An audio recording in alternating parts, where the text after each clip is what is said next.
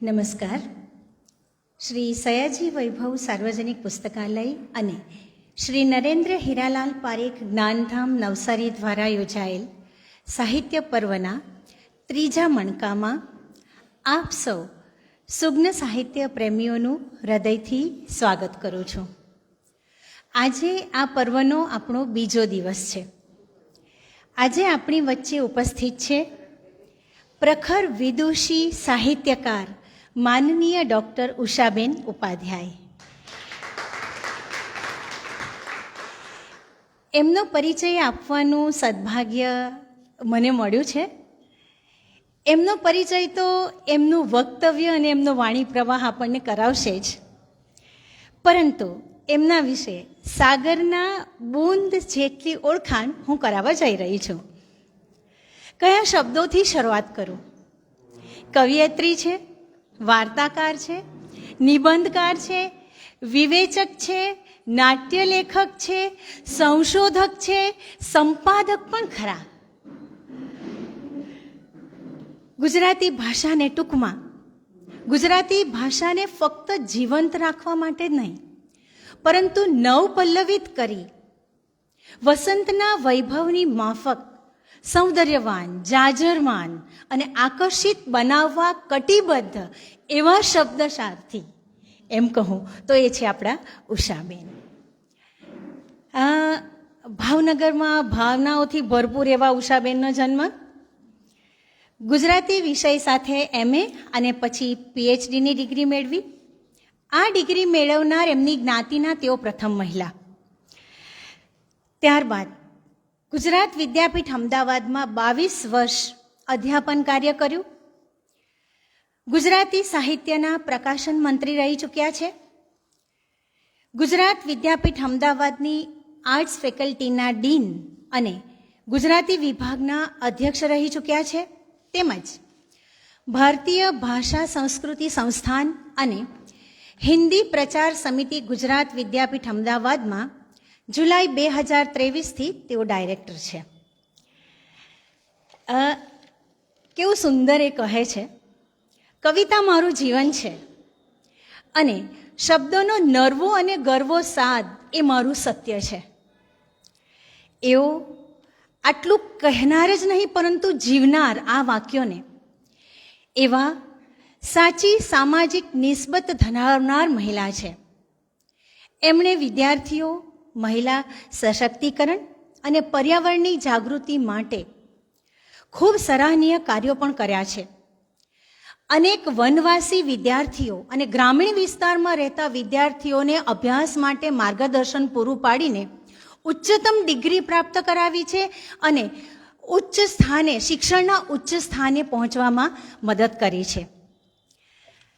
અત્યારે જ અમે અંદર વાત કરતા હતા અને એ વાત જો હું અહીં નહીં કહું એમના પરિચયમાં તો એમનો પરિચય અધૂરો રહી જાય.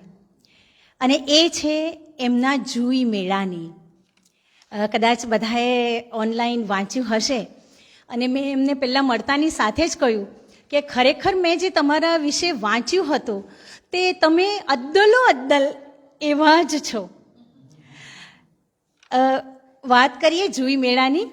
8 માર્ચ 2018માં ભારતીય સ્ત્રી સર્જકો અને કલાકારોની અભિવ્યક્તિના સ્વતંત્ર મંચ એવા જુઈ મેળાની એમણે સ્થાપના કરી. એના મૂળમાં જે એમણે વિચારોની વાત કરીને એમના મોઢે સાંભળવા જેવી છે. એટલું જ નહીં, ફક્ત સ્થાપના કરી એટલું જ નહીં, જુઈ મેળામાં અનેક નવી પ્રતિભાઓની કલમોને મંચ આપ્યો અને એમનામાં આત્મવિશ્વાસ પ્રેર્યો છે. ગુજરાત, દિલ્હી અને અમેરિકા સુધી એમણે એકલે હાથે વિરાટ આયોજનો પાર પાડ્યા છે અને ગુજરાતી સાહિત્યના ઇતિહાસમાં પ્રથમવાર આ ઘટના બની છે. એમનો ધ્યેય એટલો ઉચ્ચ છે, કલા દ્વારા ક્રાંતિ, અને એમણે આંતરરાષ્ટ્રીય ખ્યાતિ આના દ્વારા પ્રાપ્ત કરી છે. એ જુઈ મેળાનું જીવંત પ્રસારણ થયું અને એમણે કહ્યું કે એટલું માઇક્રો પ્લાનિંગ કર્યું હતું એમનું કે નાની નાની બાબતોની એમણે જબરજસ્ત કાળજી રાખી હતી. સમસ્ત જગતની કવિયત્રીઓ, ગુજરાતી કવિયત્રીઓ ફક્ત ગુજરાત જ નહીં, ભારત જ નહીં, અમેરિકા, ક્યાં ક્યાં વિદેશોની કવિયત્રીઓને એમણે એકત્ર કરી. એટલે એમ કહીએ કે ટચલી આંગળીએ ગોવર્ધન ઊંચક્યો, અને આ શબ્દો છે ઇલા આરબ મહેતાના, એમના ઈ જુઈ મેળા પછી. એ તમે બધા વાંચજો, ખરેખર ખૂબ સુંદર છે. એમના પરથી એમનો પરિચય ખૂબ સરસ મળશે. આજે તો આપણે સાંભળવાના જ છીએ. અને બીજા સુંદર શબ્દો એ જુઈ મેળા માટે એમણે વાત કરી તેના પરથી. જુઈનો માંડવો રોપ્યો અને અસંખ્ય જુઈ મહેકી ઉઠી. અને જુઈ એકલી નથી મહેકતી, જૂથમાં, મેળામાં બધા સમૂહને સાથે લઈને ચાલનારી કેટલીય કડીઓ કવિતાને શ્વાસમાં ભરીને આજે દેશને ખૂણે ખૂણે વિસ્તરી રહી છે, મહેક આપી રહી છે. સૌંદર્ય અનુરાગી કવિયત્રી માટે કહેવાયું કે નારીવાદનો ઝંડો ફરકાવ્યા વગર નારીઓ માટે આગળ વધવાનો રસ્તો એમણે કંડાર્યો. યસ. અને ફક્ત ગુજરાતી જ નહીં, હિન્દી ભાષામાં પણ એમના સર્જનો ખૂબ પોંખાયા છે. સાંપ્રત ગુજરાતી કવિતાનો એક પ્રધાન સ્વર એટલે આપણા ઉષાબેન. એમના પુસ્તકોની વાત કરીએ એટલી ઓછી છે. કેટલાય પુસ્તકો લખ્યા છે, 40 પુસ્તકો લખાઈ ગયા છે, અને એમણે કહ્યું કે 3 પુસ્તકો પ્રેસમાં છે અત્યારે. કવિયત્રી, મૂળ જીવ કવિયત્રીનો પ્રથમ કાવ્ય સંગ્રહ જળ બિલ્લોરી, બીજું કાવ્ય સંગ્રહ અરુંધતીનો તારો. એનો તો અંગ્રેજી, સંસ્કૃત અને હિન્દી ભાષામાં પણ અનુવાદ થયો છે. અને ફક્ત એ જ નહીં, એમની અનેક કવિતાઓનો આ સિવાય પણ ઉડિયા, બંગાળી, કન્નડ સહિત ભાષાઓમાં અનુવાદ થયો છે. અદ્ભુત અરુંધતીનો તારોની અછાંદસ કવિતાઓથી એમની ઊંચી સર્જન શક્તિનો ખ્યાલ આવે છે. ત્યારબાદ શ્યામ પંખી આવ આવ અને નભ વચ્ચે આ કયો ખલાસી ગીતો તો ગુજરાતી ગીત કવિતાના ઇતિહાસમાં અવિસ્મરણીય બની રહ્યા છે. એમની વિવિધ કવિતાઓ પ્રાથમિક કક્ષાથી શરૂ કરીને ઉચ્ચ અભ્યાસક્રમમાં ભણાવવામાં આવી રહી છે. એમએમાં અભ્યાસક્રમમાં એમની કવિતાઓ છે. વાર્તા ક્ષેત્રે પણ યશસ્વી સ્થાન. હું તો ચાલી વાર્તા અવિસ્મરણીય. તેઓ ગુજરાતી હિન્દીના સજ્જ અનુવાદક પણ છે. એમણે કમલેશ્વર અને ગિરીશ કર્નાડ વગેરે ભારતીય સર્જકોની કૃતિની અનુવાદ કર્યો છે. તો આવા ફક્ત લેખન નહીં પણ સમાજ સાથે રહીને સામાજિક નિસ્બત ધરાવતા અને દેશ પૂરતા સીમિત ન રહીને વિદેશમાં પણ કવિયત્રી તરીકે પોતે એકલું નામ નથી મેળવ્યું, બીજાને પ્લેટફોર્મ આપ્યું છે. એવા પ્રખર વિદુષી, પરંતુ વિદ્વત્તાનો ભાર કે અહંકાર સહેજ પણ નહીં, એવા એમના નિર્મળ સ્મિતમાં જીવનના હકારની કવિતાઓ હંમેશા છલકાતી રહે છે. તેઓને અનેક એવોર્ડ્સો મળી રહ્યા છે. હું નામ લેવા બેસીશ ને તો એમનું બોલવાનું રહી જશે, એટલા એવોર્ડ્સ એમને મળી ચૂક્યા છે. થોડા હું તમને સંભળાવું.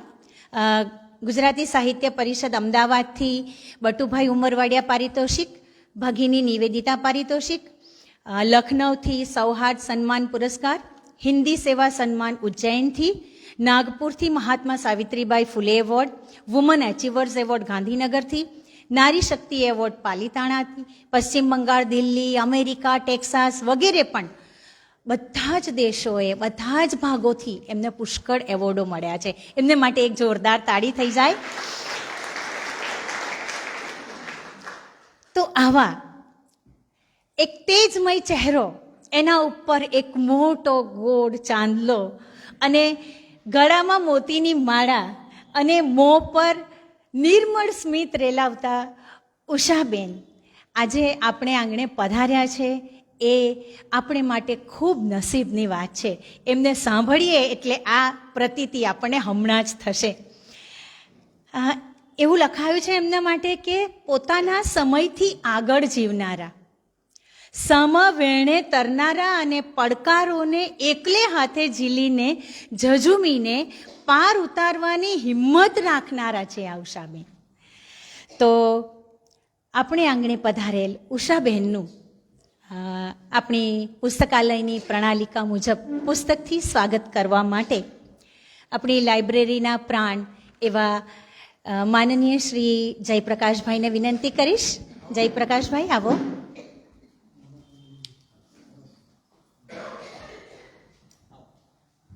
મને ખૂબ ગમશે એટલા માટે કે ગુજરાતી સાહિત્ય પરિષદનું પ્રથમ કવિયત્રી સંમેલન નવસારીમાં મળેલું અને એમાં ઉષાબેનનો ખૂબ મોટો સહયોગ. એના માટે એમાંથી શક્ય જ નહોતું. આવતા રહેજો.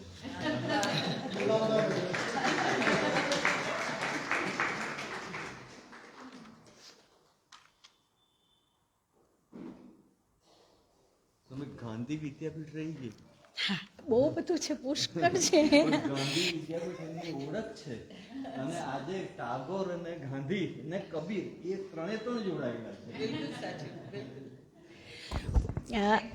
ઉષાબેનનો પરિચય મેં તમને કહ્યું સાગરના બૂંદ જેટલો જ હું આપું છું, બાકીનો આપણે પોતાની જાતે મેળવીશું. તો આવા ઉષાબેનને આપણે હૃદયથી આવકારીએ છીએ અને એક વિનંતી છે કે તમારો મોબાઈલ બને તો સાયલન્ટ પર મૂકી દેજો પ્લીઝ. અને આવતીકાલે પણ આપણું આ સાહિત્ય પર્વ આગળ વધશે, તેમાં આપ સૌ હાજર રહેશો જ એવી આશા છે. હવે વધુ સમય ન લેતા માઇક અને ઉષાબેન આવો.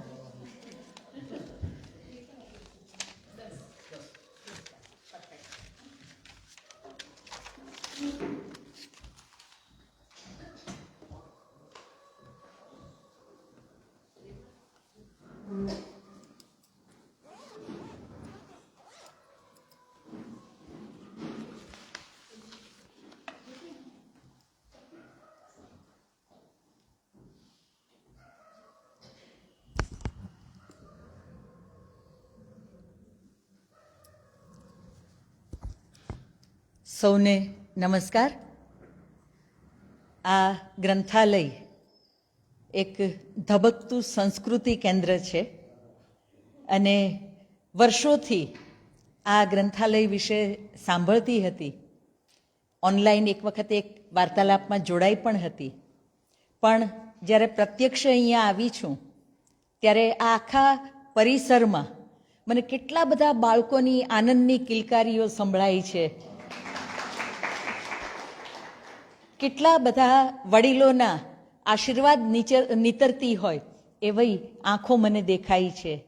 કારણ કે વડીલોની એક જ ઈચ્છા હોય છે કે એમના સંતાનો છે એ આપણી સંસ્કૃતિનું જે કંઈ ઉત્તમ છે એને ગ્રહણ કરે અને પોતાના જીવનને ખૂબ સરસ રીતે આગળ લઈ જાય. તો આ ધબકતું સંસ્કૃતિ કેન્દ્ર એ આજને માટે એનાથી પણ વધારે આવતીકાલને માટે કામ કરે છે, એનો મને ખૂબ આનંદ છે. પ્રમુખ શ્રી પ્રદીપભાઈ, સેક્રેટરી, બધાના નામ હું નહીં લઉં, જયપ્રકાશભાઈ, સ્વાતિબેન, મેઘનાબેન, માધવીબેન, કેટલા બધા. પણ હું એટલું જ કહીશ કે નવસારી જેવા શહેરમાં સાતત્યપૂર્વક આ રીતે કામ કરવું એ એક પડકાર છે અને તમે સૌએ ઉત્તમ રીતે એ પડકારને ઝીલ્યો છે. ગુજરાતના કોઈ પણ છેડે કોઈ બેઠું હોય જે સાહિત્ય પ્રેમી હોય, પુસ્તક પ્રેમી હોય, તો એ તમારે વિશે ન જાણતું હોય એવું ભાગ્યે જ બને એવું ઉત્તમ કામ તમે સૌએ અહીંયા આગળ કર્યું છે. એટલે આજે અહીંયા આગળ આવવાનું મને નિમિત્ત મળ્યું એનો ખૂબ આનંદ છે. અને મને જ્યારે ફોન પર એવું કહ્યું કે તમે તમારા પસંદગીનો વિષય જણાવો, તો બહુ સ્વાભાવિક રીતે કવિતા એ મારી બહુ જ ઊંડી રુચિનો વિષય છે અને એમાં પણ કબીર અને રવિન્દ્રનાથ, કાલિદાસ પણ ખરા, પણ કબીર અને રવિન્દ્રનાથ એની કવિતામાં વારંવાર આપણે કહીએ ને અવગાહન કરવાનું મન થાય, એમાં વારંવાર રંગાવાનું મન થાય એવું સત્વ એ કવિતામાં પડેલું છે. એટલે આજે અહીંયા આવેલા સૌ સાહિત્ય રસિકોની સાથે હું કબીરની કવિતા અને રવિન્દ્રનાથની કવિતા એને વિશે વાત કરવાની છું. આ કવિતા એ કેવો પદાર્થ છે, તો તમે ન જાણો ન સમજો અને તમારા હૃદયનો કબજો લઈ લે, તમારા જીવન નાવને એ સુકાન આપી દે એવી તાકાત કવિતામાં પડી છે.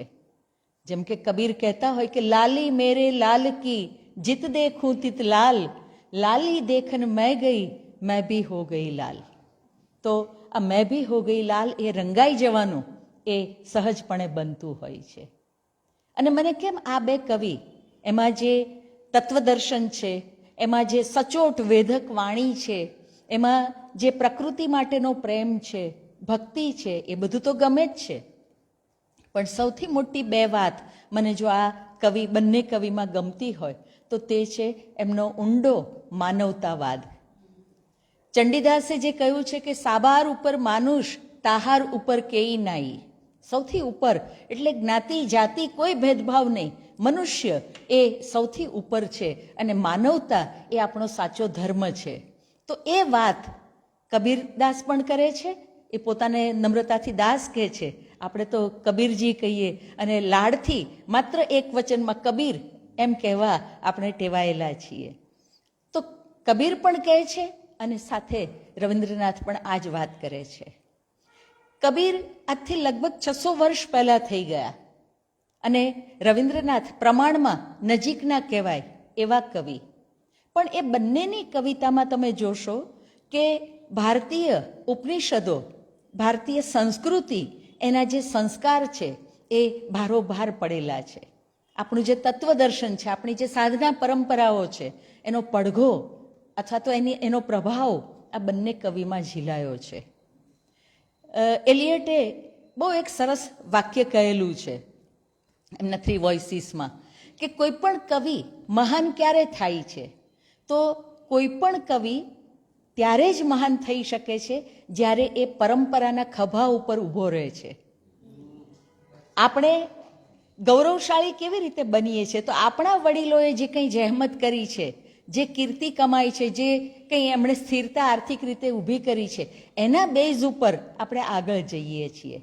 તો કવિએ પણ જો મહાન થવું હોય તો પરંપરાની સાથે નાતો જોડવાનો છે, અનુકરણ નથી કરવાનું, પણ જે કંઈ છે એને બહુ સારી રીતે ખપમાં લઈ એનાથી 4 ડગલા આગળ જવાનું કરવાનું છે.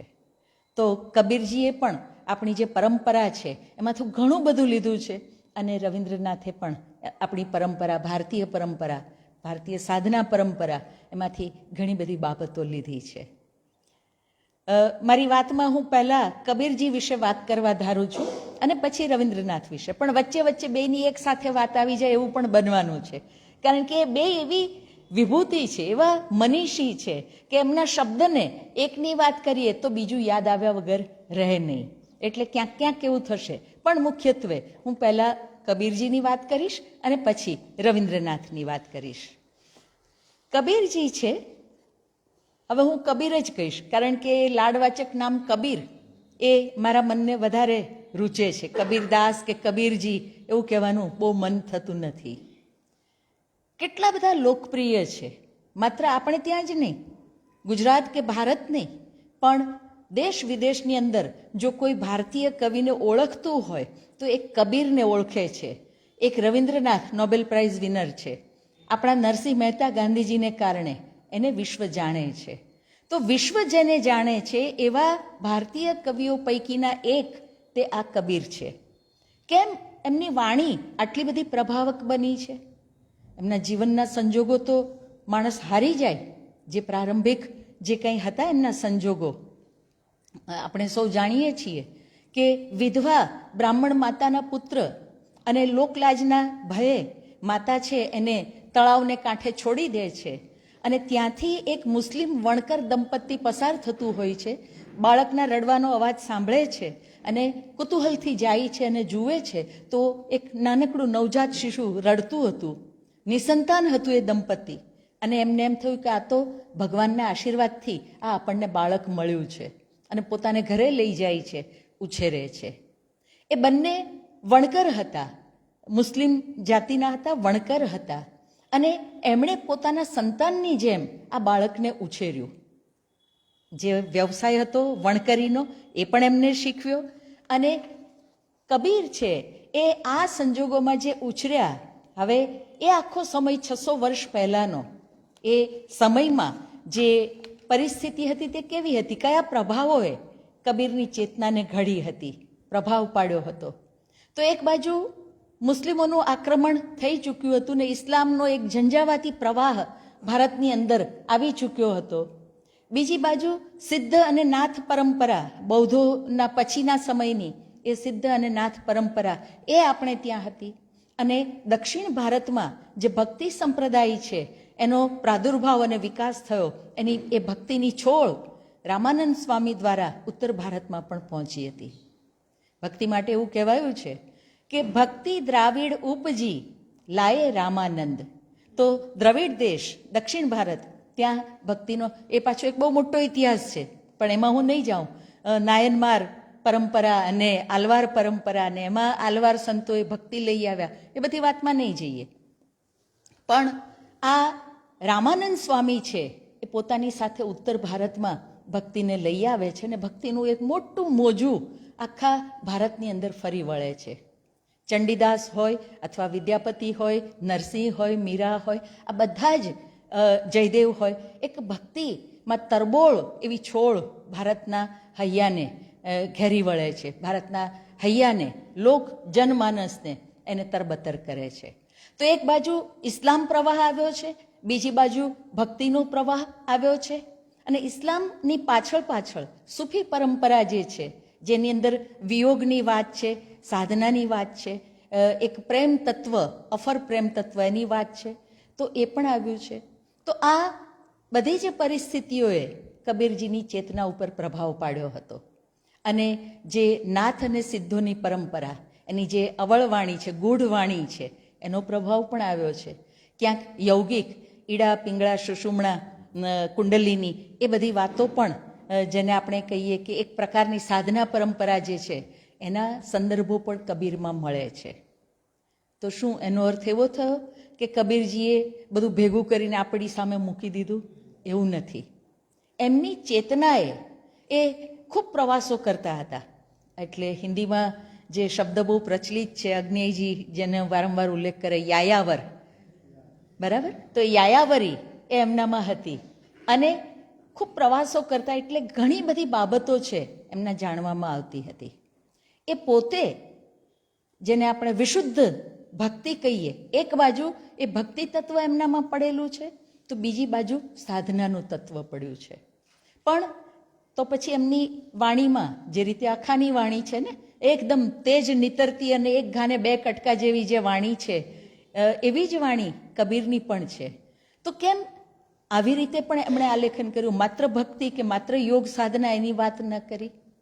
તો મૂળ વાત તો એ છે કે જે મૂળ ધર્મ આખો, સાધના અને ભક્તિ, એને અવરોધરૂપ થનારી જે બાબતો હતી, પાખંડ હતો, દંભ હતો, જ્ઞાતિ જાતિના જે બિનજરૂરી ભેદભાવો હતા અને મિથ્યાચાર હતો, એ બધું જ પેલો સાધના પંથ છે એમાં અવરોધ નાખનારા તત્વો હતા. અને કબીરે એ બધાની ઉપર તીખો પ્રહાર કર્યો છે. હમણાં આપણે દ્રષ્ટાંતોથી આખી વાત જોઈશું, પણ કબીરજી છે એમની મુખ્ય જે સાધના હતી, એટલે સાધના શબ્દ પણ આપણે કહીએ છીએ, એમણે તો જે જીવનનો માર્ગ પકડ્યો હતો એમાં જે કંઈ શ્રેષ્ઠ લાગ્યું એની વાત કરી છે. એમની ચેતનાએ ચારે બાજુથી આ વાતાવરણમાંથી જે કંઈ ઝીલ્યું હતું એને એક મહાઓઘ, ધોધ એની જેમ આપણી સામે મૂક્યું હતું. હવે પ્રશ્ન એક બીજો પણ આવે છે કે આટલું બિંદાસ રીતે, એકદમ ચોટદાર, ઘા કરે એવું એ કેવી રીતે લખી શક્યા? એમને એમ ન થયું કે હું ફેંકાઈ જઈશ? એવું ન થયું? તો એની પાછળ પણ આપણે જરા ઊંડા ઉતરીએ તો એમણે ક્યારેય તે રાજ્યનો આશ્રય લીધો નથી, એમણે કોઈ સમાજનો આશ્રય લીધો નથી. એ પોતે વણકર હતા, સ્વાશ્રયી હતા, અને સ્વાશ્રયી હતા માટે એમને જે લાગ્યું એ ડંકે કી ચોટ પર એ લખી શક્યા છે. આ પણ એક વાત આપણે ધ્યાનમાં રાખવાની છે. એમના જે માતા પિતા, એમના જે નીરુ અને નીમા, એ એના પાલક માતા પિતા, અને એમની પત્ની લોઈ, પુત્ર કમાલ અને પુત્રી કમલી, આ એમનો પરિવાર. અને અહીંયા હું એક ઉલ્લેખ કરી લઉં કે કબીર એટલા બધા લોકપ્રિય છે કે દરેક પેઢીમાં કોઈને ને કોઈ ગાયક એવા આવે છે કે જે કબીર વાણી છે એને લોકો સુધી સંગીત સાથે પ્રસ્તુત કરે છે. અને આજના સમયની વાત કરીએ તો આપણી સામે છે ટિપ્પણિયાજી, બહુ સરસ રીતે ટ્રેડિશનલી ઢાળથી એ ગાય છે અને તો સાધક પરંપરાને જાણે કે ફોલો કરે છે, એટલું આપણને હૃદયને સ્પર્શી જાય. હમણાંથી જે સંભળાય છે વીરમાનીજી, એ પણ સરસ રીતે કબીરજીને પ્રસ્તુત કરે છે. અને એક પ્રસ્તુતિ ક્યાંક તમને તક મળે તો જોજો, શેખર સેન એમણે કબીરનો એક પાત્રીય અભિનય, સદભાગ્યે એનો પહેલો શો તલગાજરડા મોરારી બાપુને ત્યાં અસ્મિતા પર્વમાં થયો હતો અને એ વખતે મને પણ કાવ્યપાઠ માટે આમંત્રણ હતું એટલે હું હતી તલગાજરડામાં અને શેખર સેનની પાસે મેં આ આખી પ્રસ્તુતિ સાંભળી હતી. એક જ વ્યક્તિ કબીરની આખી જીવન કથની છે અને એમનું જે સર્જન છે એને આપણી સામે પ્રસ્તુત કરે એનો અદ્ભુત પ્રયોગ એમણે કરેલો છે. ક્યારેક તક મળે તો જરૂર એ જોજો. વિશ્વભરની અંદર મેં હમણાં જ કહ્યું ને, માત્ર ભારતમાં નહીં વિશ્વભરમાં એમને વિશેની જિજ્ઞાસા તીવ્ર છે. એટલે ઘણા બધા વિદેશી સંશોધકોએ પણ કબીર વાણી ઉપર અભ્યાસો કર્યા છે અને ગ્રંથો પ્રકાશિત કર્યા. કેટલાય લોકો એમના સાહિત્ય વિશે, એમના તત્વ વિચાર વિશે સંશોધન કરી અને પીએચડીની પદવી પણ પ્રાપ્ત કરી ચૂક્યા છે. અનેક ગ્રંથો લખાતા રહ્યા છે. યુરોપમાં કબીર કેવી રીતે પહોંચ્યા તો મજાની વાત છે અને એ રીતે પણ કબીર અને રવિન્દ્રની સાથે વાત થાય એ પ્રસ્તુત છે. ક્ષિતિમોહન સેન એમણે કબીર કે પદ એ રીતે એમના પદો છે એનું સંપાદન કર્યું હતું, લોકવાણીમાં જે હતા એનું સંપાદન કર્યું હતું. અને રવિન્દ્રનાથ ટાગોરે એ 101 પદ છે એનો અંગ્રેજી અનુવાદ કર્યો હતો અને એ અંગ્રેજી અનુવાદ એ 100 પદોનો અનુવાદ કર્યો હતો અને એ અંગ્રેજી અનુવાદ છે એના દ્વારા એ યુરોપમાં પહોંચ્યા હતા. એટલે ટાગોર કબીરને યુરોપમાં લઈ જવાનું એક મોટું નિમિત્ત. પછી તો બીજા પ્રકાશનો થતા ગયા, મેકમિલન વગેરે, પણ ટાગોરનો અનુવાદ છે એ સૌથી પહેલો એ રીતે ગયો હતો. કબીર આપણને કેવી રીતે સ્પર્શે છે તો એ રૂઢિભંજક છે. જે કંઈ ગતાનુગતિક છે, જે અર્થહીન છે, જે સંકુચિત છે, એ બધાની ઉપર એ તીખા પ્રહાર કરે છે અને એ તીખા પ્રહાર આપણને સાચા લાગે છે. આમાં એવું છે કે સત્ય બધા જ જાણતા હોય છે. એવું નથી કે સત્ય છે એને કોઈ સમજી નથી શકતું. સમજે છે તો બધા જ, પણ સ્વીકાર કરવાની તાકાત બધાની હોતી નથી. એટલે કબીર જ્યારે એ સત્ય વચન બોલે છે ત્યારે આપણે તરત જ પેલો ગોવર્ધન પર્વત ઊંચકાયો હતો અને ગોવળિયાએ ટકલી આંગળીને ટેકો આપી દીધો હતો, એમ આપણું હૃદય પણ સાક્ષી પૂરે છે કે હા, કબીરે બહુ સાચી વાત કરી છે. કેટલાક ઉદાહરણ સાથે આપણે એ વાતને જોઈએ તો શું કહે છે કબીરજી. મને કબીર ખૂબ ગમે છે એટલે મેં એક નાનકડું સંપાદન પણ કર્યું છે કબીરના અમર સૂત્રો. એ રીતે ખૂબ ગમે છે. આપણને બધાને જ ગમે છે. મને ગમે છે એમ હું કહું છું ત્યારે તમને પણ એમાં જોડી દઉં છું હું એ રીતે. તો શું કહે છે કબીર. કેટલી મોટી વાત કરી દીધી જે આપણી ભારતીય પરંપરામાં છે જ, અકબંધ છે. અનેક દ્રષ્ટાંતો આપીને એની વાત થઈ શકે. જાકો રાખે સાઈયા માર શકે ના કોઈ. એમના કેટલી બધી સાખી પદ, એના વાક્યાંશો, અર્ધ અંશો અથવા આખી જ એ દંતકથાની જેમ અથવા કહેવતની જેમ આપણા જનમાનસની સાથે જોડાઈ ગયેલી છે કે જાકો રાખે સાઈયા માર શકે ના કોઈ, બાલ ન બાંકા કરી શકે જો જગ બેરી હોય. આખું જગત જો વેરી થઈ ગયું હોય ને તો પણ ઉપરવાળાના રખવાળા હોય તો કોઈ વાળ પણ વાંકો કરી શકતું નથી. આ શ્રદ્ધા જે વૈષ્ણવ પરંપરાની છે શ્રદ્ધા, એ અહીંયા આગળ બોલે છે. અને બીજી એક જગ્યાએ બહુ સરસ રીતે કહે છે કબીરજી, મનની વાત કરે છે. મન કેવું છે આપણું, આપણને બધાને અનુભવ છે.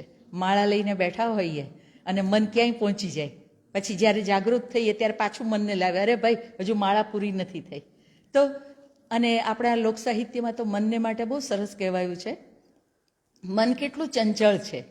તો લોક સાહિત્યકાર કહે છે કે બળદની શિંગડી, એટલે એનું જે શિંગડું છે એની ટોચ, બળદની શિંગડીની ટોચ ઉપર તમે રાઈનો દાણો મૂકો, એ જેટલી વાર સ્થિર રહી શકે એટલી વાર માણસનું મન સ્થિર રહે. એનો અર્થ એ કે માણસનું મન અતિ ચંચળ છે, થોડી વાર પણ એ સ્થિર રહી શકતું નથી. તો એ મનને માટે કબીર, કારણ કે સાધક છે ને કબીરજી, એટલે જો એમણે શું કીધું કે મન કે હારે હાર હૈ, મન કે જીતે જીત. તમે ધારો તો હાર છે, તમે ધારો તો જીત. હારને પણ તમે જીતમાં પલટાવી શકો છો જો મન તમારું મક્કમ હોય તો. તો મન કે હારે હાર હૈ, મન કે જીતે જીત. કહત કબીર પીવું પાઈએ, મન હી કી પ્રતીત. પીવું ઈશ્વર એ તમે પામી શકો જો તમારા મનમાં એની પ્રતીતિ હોય કે એને મેળવવો જ છે, તો તમે જરૂર પામી શકો. પછી કહે છે કે દુઃખ મેં સુમિરન સબ કરે. આ પણ બહુ જાણીતું પદ છે. દુઃખ મેં સુમિરન સબ કરે, સુખ મેં કરે ન કોઈ. જો સુખ મેં સુમિરન કરે, દુઃખ કાહે કો હોય. અને આપણે ત્યાં તો પાછી કહેવત પણ છે કે સુખમાં સાંભળે સોની ને દુઃખમાં સાંભળે રામ. બરાબર છે ને? ત્યારે હે રામ, હાય રામ એમ ચાલુ થઈ જાય, પણ સુખ હોય તો સોની યાદ આવે કે આ ઘરેણું ઘડાવીએ કે પેલું ઘરેણું ઘડાવીએ. તો આ કબીરજી છે એ માણસના મનને, આપણા સામાન્ય જનમાનસને બરાબર ઓળખે છે. અને એટલે સરસ રીતે કહી દીધું કે દુઃખ મેં સુમિરન સબ કરે. દુઃખ પડે ત્યારે તો કરો તમે, બરાબર, પણ સુખમાં પણ જો રામ ન ભૂલાય. અને આને માટે અહીંયા લાઇબ્રેરીમાં હશે જ તમારે સુંદરમની શ્રેષ્ઠ વાર્તાઓમાં એક વાર્તા છે, અને એ વાર્તાની અંદર એટલી સરસ રીતે જે સાચી ભક્તિ કોને કહેવાય એ વાત એની અંદર મૂકેલી છે. ક્યારેક એ તમે વાંચજો વાર્તા, કે જેમાં એ ગણિકા છે એ ઊંઘમાં પણ અલ્લાહનું નામ લેતી હોય છે, અને શેઠને એમ બેચેની થઈ જાય છે જે ગયા છે ત્યાં એને, કે હું તો માનતો હતો કે મારા જેવો પરમ ભક્ત કોઈ નથી, કારણ કે હું તો ગામની 84 જમાડું છું, જાત્રા કરું છું, એને બદલે આ તો ઊંઘમાં પણ ભગવાનનું નામ લે છે. અને પછી બોલે છે, બીજે દિવસે સવારે બેચેન છે પોતાને ઘરે આવ્યા પછી, અને ભગવાનને હાથ જોડીને કહે છે કે દયાલો ઉસ औरत से आपका क्या वास्ता है. તો આ જે છે વાસ્તા એટલે નિસ્બત, નાતો, એ જો જોડાય તો ઈશ્વર મળે છે. એક બીજી જગ્યાએ કબીરજી કહે છે અહંકાર ઉપર કટાક્ષ કરતા, જબ મેં થા, આ પણ જાણીતું છે કે જબ મેં થા તબ ગુરુ નહીં, અબ ગુરુ હૈ હમ નાહી, પ્રેમ ગલી અતિ સાંકરી, તામે દો ન સમાઈ. હવે તમે, એટલે મારે શું કહેવું, એટલે એટલા બધા દ્રશ્યો સામે આવી જાય છે કે ભક્તિ હોય એ તો ઈશ્વર અને જે ભક્ત છે એની વચ્ચેનો એક સીધો સંવાદ છે. એમાં કોઈ દંભ ન હોય, એમાં કોઈ દેખાડો ન હોય, એને બદલે કેટલી બધી જાતથી એના દેખાડા થતા હોય છે. એના ઉપર જવું નથી, નહીંતર વળી આપણે બીજી દિશામાં જતા રહીશું. પણ તમે પણ સાક્ષી છો કે સાચી ભક્તિ છે. અને એને માટે એક બીજી નારદજીની કથા બહુ જાણીતી છે ભક્તિની કસોટીની, એ તો ઝડપથી કહી જ દઉં હું, કે વિષ્ણુ ભગવાન પાસે નારદજી જાય છે. એમના મનમાં એવું છે કે ભગવાનનો સૌથી મોટો ભક્ત તો હું જ છું, મારા જેટલી ભક્તિ બીજું કોઈ કરી શકે એમ છે નહીં. અહંકાર આવી ગયો, અને ભગવાન છે એ ઓળખી ગયા કે નારદજીના મનમાં અહંકાર આવ્યો છે, આ તો ખોટું, ભક્તના મનમાં અહંકાર તો ન જ રહેવો જોઈએ. એટલે પછી પૂછે છે પાછા નારદજી કે ભગવાન, મને એક વાતનો સમજાતું નથી, મને આપ કહો તો સારું કે આપનો સૌથી મોટો ભક્ત કોણ? નારદજીને મનમાં અંદર અંદર હરખાતા પૂછ્યું હતું કે હમણાં ભગવાન કહેશે કે તમે જ હો ને, બીજું તો કોણ હોય એમ. તો ભગવાન કહે છે કે હું આપું જવાબ, પણ પહેલાં તમે મારું એક કામ કરશો. તો કે શું?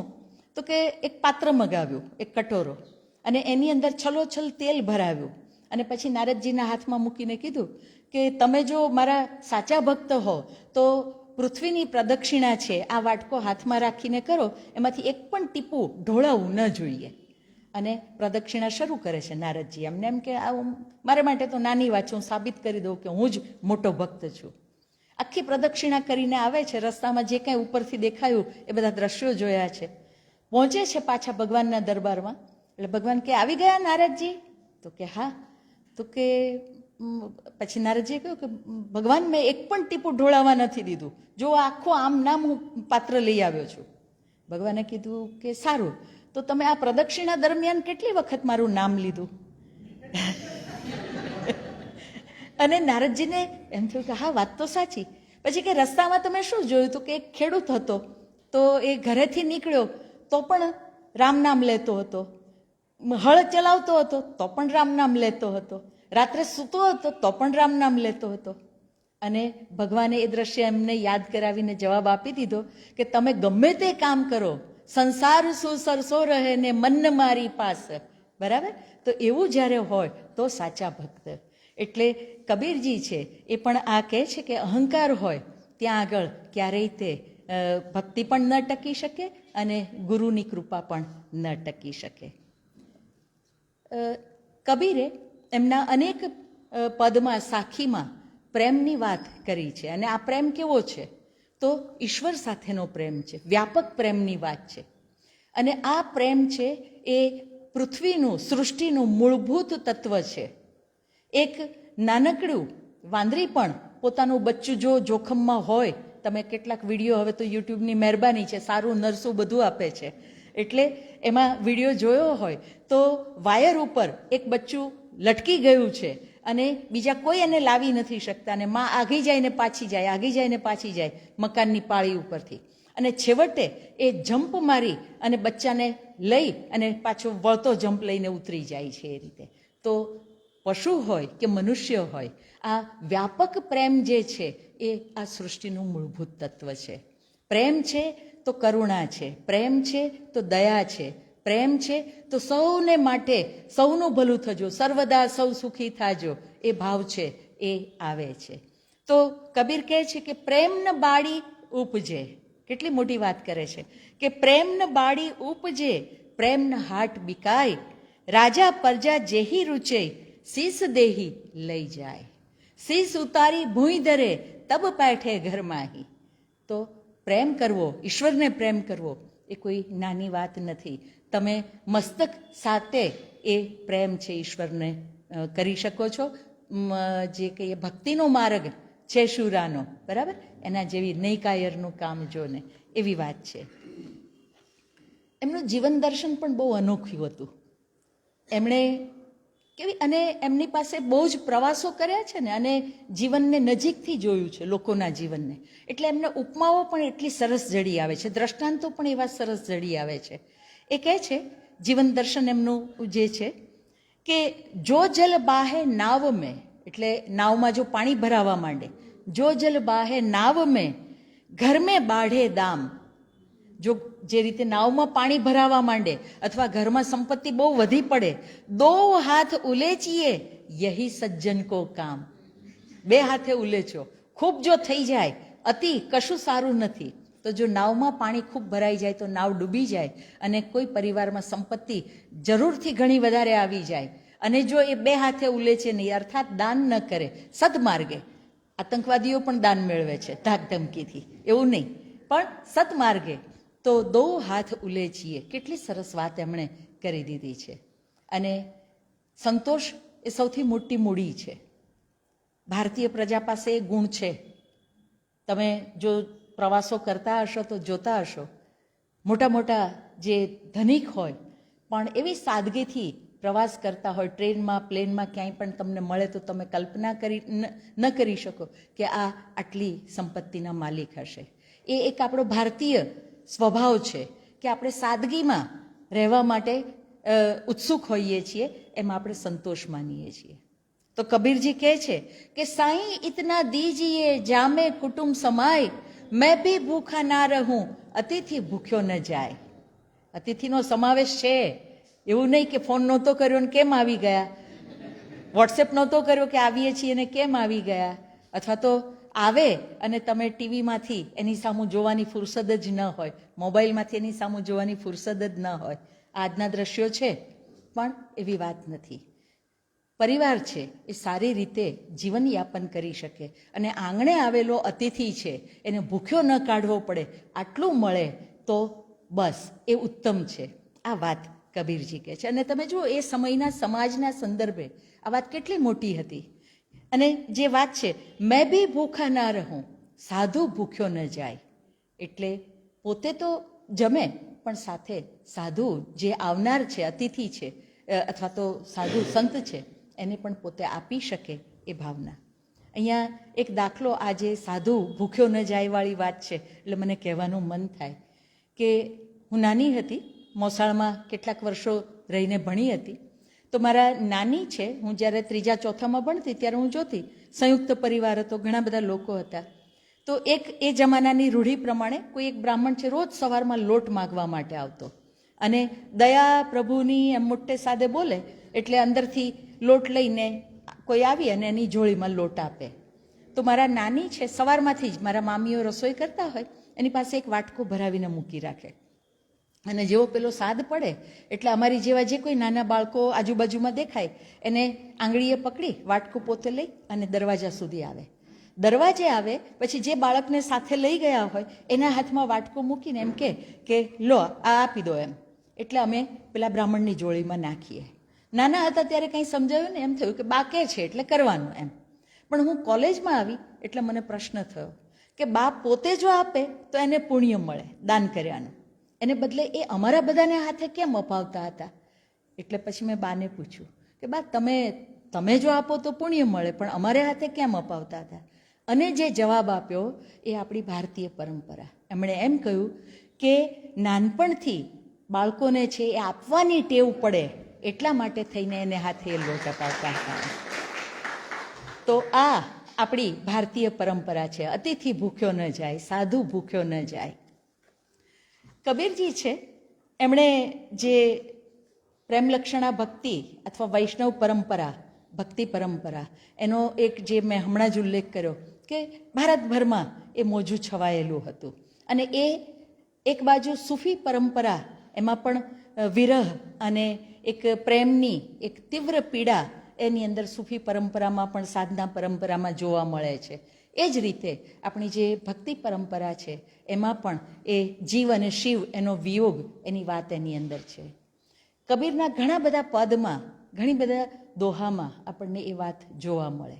જેમ કે હવે આપણે એમ કહીએ કે વિરહ છે તો દુઃખ કહેવાય, સામાન્ય રીતે સમજ એવી છે ને કે વિરહ છે એ તો દુઃખ છે. પણ કબીર શું કહે છે કે બિરહા બિરહા મત કહો, બિરહા હૈ સુલતાન. વિરહ એ તો સુલતાન છે, વિરહ વિરહ આ ખોટું, આ દુઃખ આપે છે એમ નહીં. બિરહા હૈ સુલતાન, જાઘટ બિરહ ન સંચરે, સોઘટ મસાન. જે શરીરમાં એટલે જે દેહને, જે વ્યક્તિને વિરહનો, પરમાત્મા સાથેના વિરહનો અનુભવ નથી થતો એ શરીર સાક્ષાત સ્મશાન છે. કારણ કે એનું જીવ્યું એ સાર્થક થવાનું ક્યારેય નથી. કારણ કે એને પ્રતીતિ જ નથી કે જીવ અને શિવ એ જુદા છે અને શિવ છે શિવ તત્વ.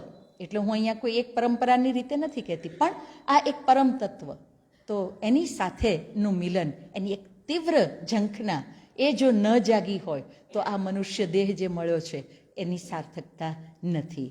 તો બિરહા બિરહા મત કહો, બિરહા હૈ સુલતાન, જાઘટ બિરહ ન સંચરે, સોઘટ જાન મસાન. કટાક્ષ કરે છે તો કેવી તીવ્રતાથી કરે છે જુઓ. એ સમય જે હતો 600 વર્ષ પહેલાંનો, કર્મકાંડનો ખૂબ મહિમા હતો. ભક્તિ પરંપરા એમાંથી જ ઉદ્ભવી છે દક્ષિણ ભારતમાં. તો એ જે કર્મકાંડનો મહિમા હતો, અખો પણ કહે છે ને કે તિલક કરતા 53 ગયા, જપમાળાના નાકા ગયા, બરાબર. તો આંધળો કૂવો ને શણગટ વહુ, શીખ્યું નહીં, આખું બરાબર છે. અત્યારે મનમાં ઘણી બધી વાતો એક સાથે ભેગી થઈ એટલે સ્લીપ થાય છે પંક્તિઓ. તો કબીર કેવી રીતે કટાક્ષ કરે છે એ જે ક્રિયાકાંડ હતા એના ઉપર. માલા તો કર મેં ફિરે, માલા તો કર મેં ફિરે, જીભ ફિરે મુખ માહી. માલા તો કર મેં ફિરે, જીભ ફિરે મુખ માહી, મનુઆ તો દહુ દિશી ફિરે, યહ તો સુમિરન નાહી. કેવી સીધી સાદી, પણ એકદમ તમે ડંકે કી ચોટ પર કહી દીધું કે માળા ફરે છે, જીભ પણ રામ નામ બોલે છે, પણ મન તો દશે દિશામાં ભટકે છે. તો આ તો કંઈ પ્રભુ નામનું સ્મરણ થયું નહીં.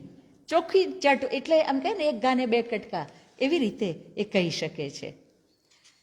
બીજા એક પદમાં જે કરણી જેવી કરણી એવી ભરણી, એમાં આપણે કહીએ છીએ ને કે કર્મનો સિદ્ધાંત જે આપણે કહીએ છીએ, તો એની વાત કેવી રીતે કહે છે, બહુ સુંદર. અને એ પેલું ઇસ્લામ પરંપરાનો કેટલોક પ્રભાવ છે એવા શબ્દ પણ આપણને તરત જ ધ્યાન ખેંચે આપણું, એને વિશે પછી કહું.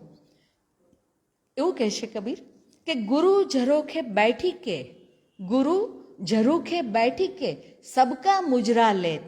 આ મુજરા એ આખી જે બાદશાહ ઇસ્લામી નવાબી પરંપરા એની સાથે જોડાયેલો શબ્દ. તો ગુરુ ઝરોખે બેઠી કે સબકા મુજરા લેઈ, જૈસી જાકી ચાકરી તૈસા તાકો દેઈ. જૈસી એટલે પેલું જે આખી ઇસ્લામ પરંપરા અને નવાબશાહી જે આવી હતી એમાં ચાકરી શબ્દ પણ એમાં છે. આપણા લોકગીતમાં છે, ગુલાબી નહેરે જવા દઉં ચાકરી, બરાબર. તો એ ચાકરી શબ્દ એ છે કે જે રાજની નોકરી હોય તો ચાકરીએ ગયા. અને આપણા બીજા પરંપરામાં પણ છે, મુને મીરા કહે છે મુને ચાકર રાખોજી, બરાબર. તો એ પરંપરા આખી. તો કબીર ખૂબ સરસ રીતે પેલું ઝરૂખો એ આખો સાંસ્કૃતિક સંદર્ભ એ પ્રદેશનો, અને કહે છે કે ઉપર બેસીને એ આપણો ન્યાય તોળે છે. તમે જેવું કરશો એવું તમને એના તરફથી મળશે. એટલે આપણે કશું ઉત્તમ કરીએ જ નહીં અને પછી આપણે ઉત્તમની અપેક્ષા રાખીએ તો એ તો શક્ય નથી. બહુ સહજ રીતે એમણે આ બધા જ કવિઓ, જે કોઈ મોટા ગજાના કવિઓ છે, આપણા સંત કવિઓ છે, એ બધાને આ સૃષ્ટિ માટે, મનુષ્ય જાતિ માટે અનર્ગળ પ્રેમ હતો. તમે જોજો કોઈ પણ સંતની વાણી છે એમાં બધાને માટેની પ્રેમ અને કરુણાની ભાવના તમને છલકાતી જોવા મળશે. કબીરમાં પણ એ છે. તો કેવી સરસ રીતે કહે છે કે એસી બાની બોલીએ મન કા આપા ખોય. સંસ્કૃતમાં પણ છે ને, સત્યમ બ્રુયાત પ્રિયમ બ્રુયાત. તો પણ જો તમે સત્ય છે એ કટુ વચનથી બોલો તો એ ચાલે નહીં. તો એ જ વાત જરા જુદી રીતે કબીર કહે છે કે એસી બાની બોલીએ મન કા આપા ખોય, औरन को शीतल करे आपहु शीतल હોય.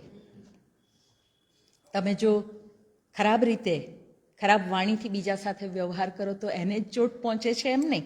એ ચોટ બુમરેંગ થઈને, આપણા બુમરેંગ તમે જાણતા હશો, ફેંકો અને પાછું આવે. સોરી,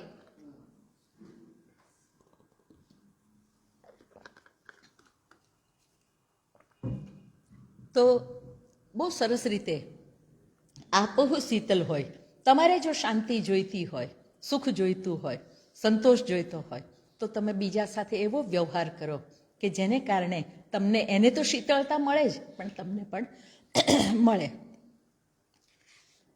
ભક્તિ માટે કહે છે કબીર, એક વચ્ચે આપણે પદ જોયું જેમાં છે જ કે શીશ ઉતારી ભૂંઈ ધરે તબ પેઠે ઘરમાહી.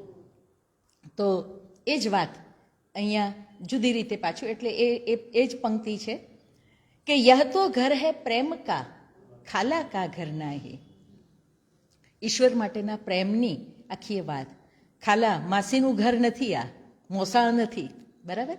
મોસાળમાં જમણ ને મા પીરસણે એવું નથી. યહ તો ઘર હૈ પ્રેમ કા ખાલા કા ઘર નાહી, શીશ ઉતારી ભૂંઈ ધરે તબ પેઠે ઘર માહી. એટલે સમર્પણ ભાવ ન હોય ભક્તિમાં તો એ ભક્તિ છે એ સફળ થતી નથી. એક બીજી, હવે જો આપણે ત્યાં ભારતીય સંસ્કૃતિમાં જન્મ અને પુનર્જન્મ એની વાત સતત જોડાયેલી છે. આપણે જાણીએ છીએ કે ગત જન્મના ફળ આ જન્મમાં મળે. રાજેન્દ્ર શાહ જેવા કવિ કે રાજેશ વ્યાસ મિસ્કિન જેવા કવિ એ તો એમ પણ કહેતા હોય કે મળેલા જ ફરી મળે છે. આપણે ક્યાંક પૂર્વજન્મમાં મળ્યા હોઈશું માટે આજે ફરી મળીએ છીએ. તો આ વાત આપણી જે અધ્યાત્મ પરંપરા છે એમાં સ્વીકારાયેલી છે. અને કબીર પણ એ જ પરંપરા છે એને ઝીલી અને આ વાત કરતા હોય છે. અને મૃત્યુ એ આપણે ત્યાં એ અંત નથી. મૃત્યુ છે એના પછી પાછું નવસર્જન છે. કેટલી સરસ રીતે. એટલે મને તો કેટલીક વખત જેમ જેમ આપણી સંસ્કૃતિના આ બધા ગ્રંથો એને વિશે જાણીએ, વાંચીએ, સમજીએ તેમ વધારે ને વધારે ઊંડા ઉતરવાનું મન થાય. કેમ? તો જે પરમ સત્ય છે જીવનના, સૃષ્ટિના, એ બધા જ એની અંદર પડેલા છે. તમે એને વાંચો અને સમજો તો નિહાલ થઈ જવાય એવી વાત એની. દાખલા તરીકે ઉપનિષદનું મને બહુ જ ગમતું એવું એક જે શ્લોક છે, આ નો ભદ્રા ક્રતવો યંતુ વિશ્વતઃ. અમને સર્વ દિશાઓમાંથી શુભ અને સુંદર વિચારો પ્રાપ્ત થાઓ. તો આપણા કાર્ય છે એના મૂળમાં તો વિચાર જ છે. એટલે જો વિચાર જ શુભ અને સુંદર હોય તો આપણા કાર્ય પણ શુભ અને સુંદર થવાના છે. આવું તો ઘણું બધું છે એમાં. તો કબીર કહે છે, માલી આવત દેખી કે કલિયા કરે પુકાર. તમે જો ચિત્ર એક ખડું કરી દીધું. એમની પાસે દ્રષ્ટાંતો તો એટલા બધા છે કે માલી આવત દેખ કે કલિયા કરે પુકાર, ફૂલી ફૂલી ચુની લીએ કલહી હમારી બાર. ફૂલ બધા વીણાઈ ગયા છે, હવે કાલે આપણો વારો આવવાનો છે. તો આ મૃત્યુને માટેનું એમણે જે આ બગીચાનું રૂપક લીધું કે ફૂલ એટલે જે પરિપક્વ થઈ ચૂક્યા છે, એ ખીલી ચૂક્યા છે અને વીણી લીધા છે, અને કળી કહે છે કે હવે કાલે આપણી વારો છે. તો મૃત્યુ, સુરેશ જોશીએ પણ બહુ જ સુંદર રીતે મૃત્યુની વાત કરી છે, આપણા બીજા કવિઓએ પણ મૃત્યુની વાત કરી છે, અને કબીર પણ મૃત્યુની વાત આ બગીચો અને ફૂલ માળી એના રૂપકથી આપણી સામે મૂકે છે. અભિમાન છે ને માણસનો, જે અહંકાર. મારી એક કવિતા જે એમાં શું, એક દી પેલા ઝાડને જોઈ એમ થયું કે લાવને હું એ ઘેન ઘેઘુરી ઝાડવું બની જાઉં. એમાં મેં માણસના અહંકાર ઉપર કટાક્ષ કર્યો છે. તો એ અહંકાર જે છે એ માણસનો સૌથી મોટો દુશ્મન છે.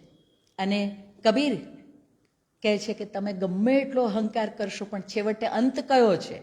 તો બહુ સરસ રીતે કહે છે કે માટી કહે કુમ્હાર કો તું ક્યાં રોંદે મોય. આમ સંવાદાત્મક રીતે મૂક્યું પાછું કે માટી કહે કુમ્હાર કો તું ક્યાં રોંદે મોય, એક દિન એસા આયેગા મેં રોંદૂંગી તોય. છેવટે તો માટીમાં જ મળી જવાના છે. એ દફનાવાય તો પણ, અને જો અગ્નિ સંસ્કાર હોય તો રાખ રૂપે, અસ્થિ રૂપે માટીમાં માટી થઈને મળી જવાનું છે. તો માટી કહે કુમ્હાર કો તું ક્યાં રોંદે મોય.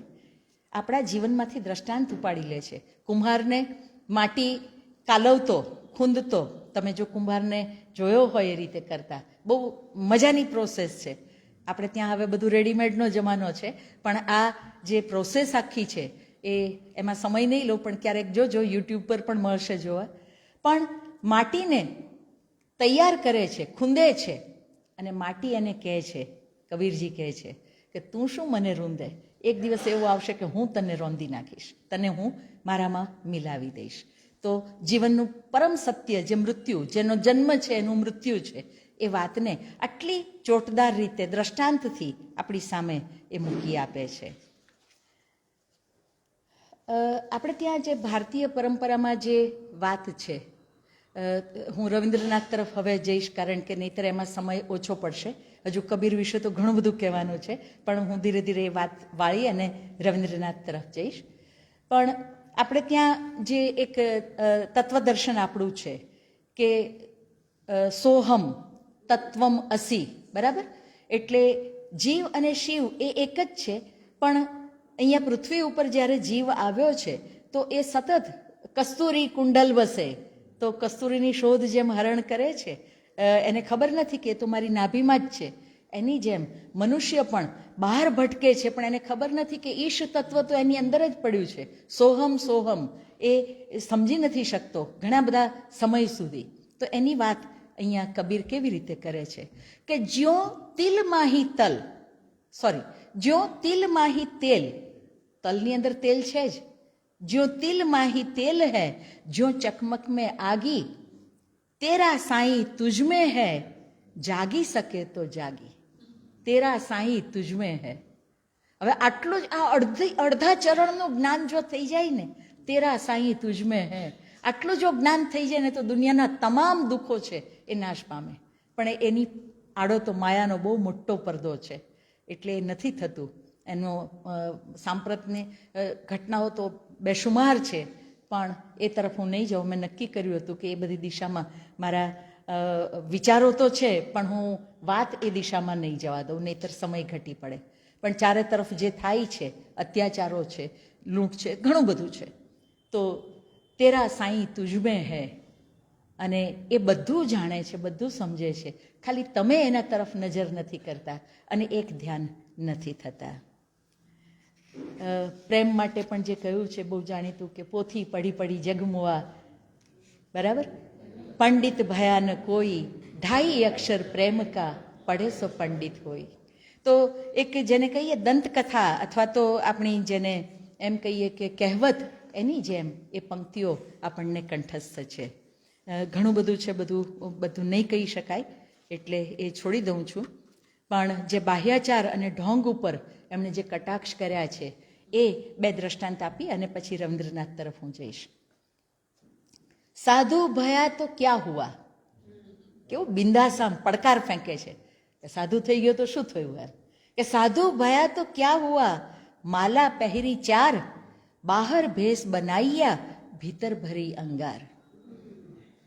અંદર તો એના એ જ કામ ક્રોધ એ અગ્નિ અંદર એનો એ જ છે, અને ખાલી તમે 4 માળા પહેરી લીધી કે વસ્ત્ર ધારણ કરી લીધા એનાથી કંઈ તમે સંન્યાસી થઈ જતા નથી.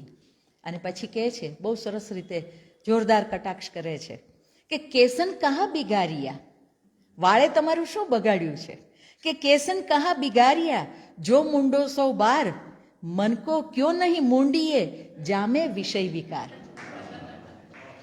તમારે વાળે તો તમારું કાંઈ બગાડ્યું નથી, વારે ઘડી એનું મુંડન કરો છો, પણ મનમાં જે વિકાર ભર્યા છે એનું મુંડન કરો તો કંઈક સારું પરિણામ આવે. અને પછી કહે છે, એ જ મુંડનના સંદર્ભમાં કહે છે, એ કોઈની સાડીબારી રાખ્યા વગર બોલી શકે છે.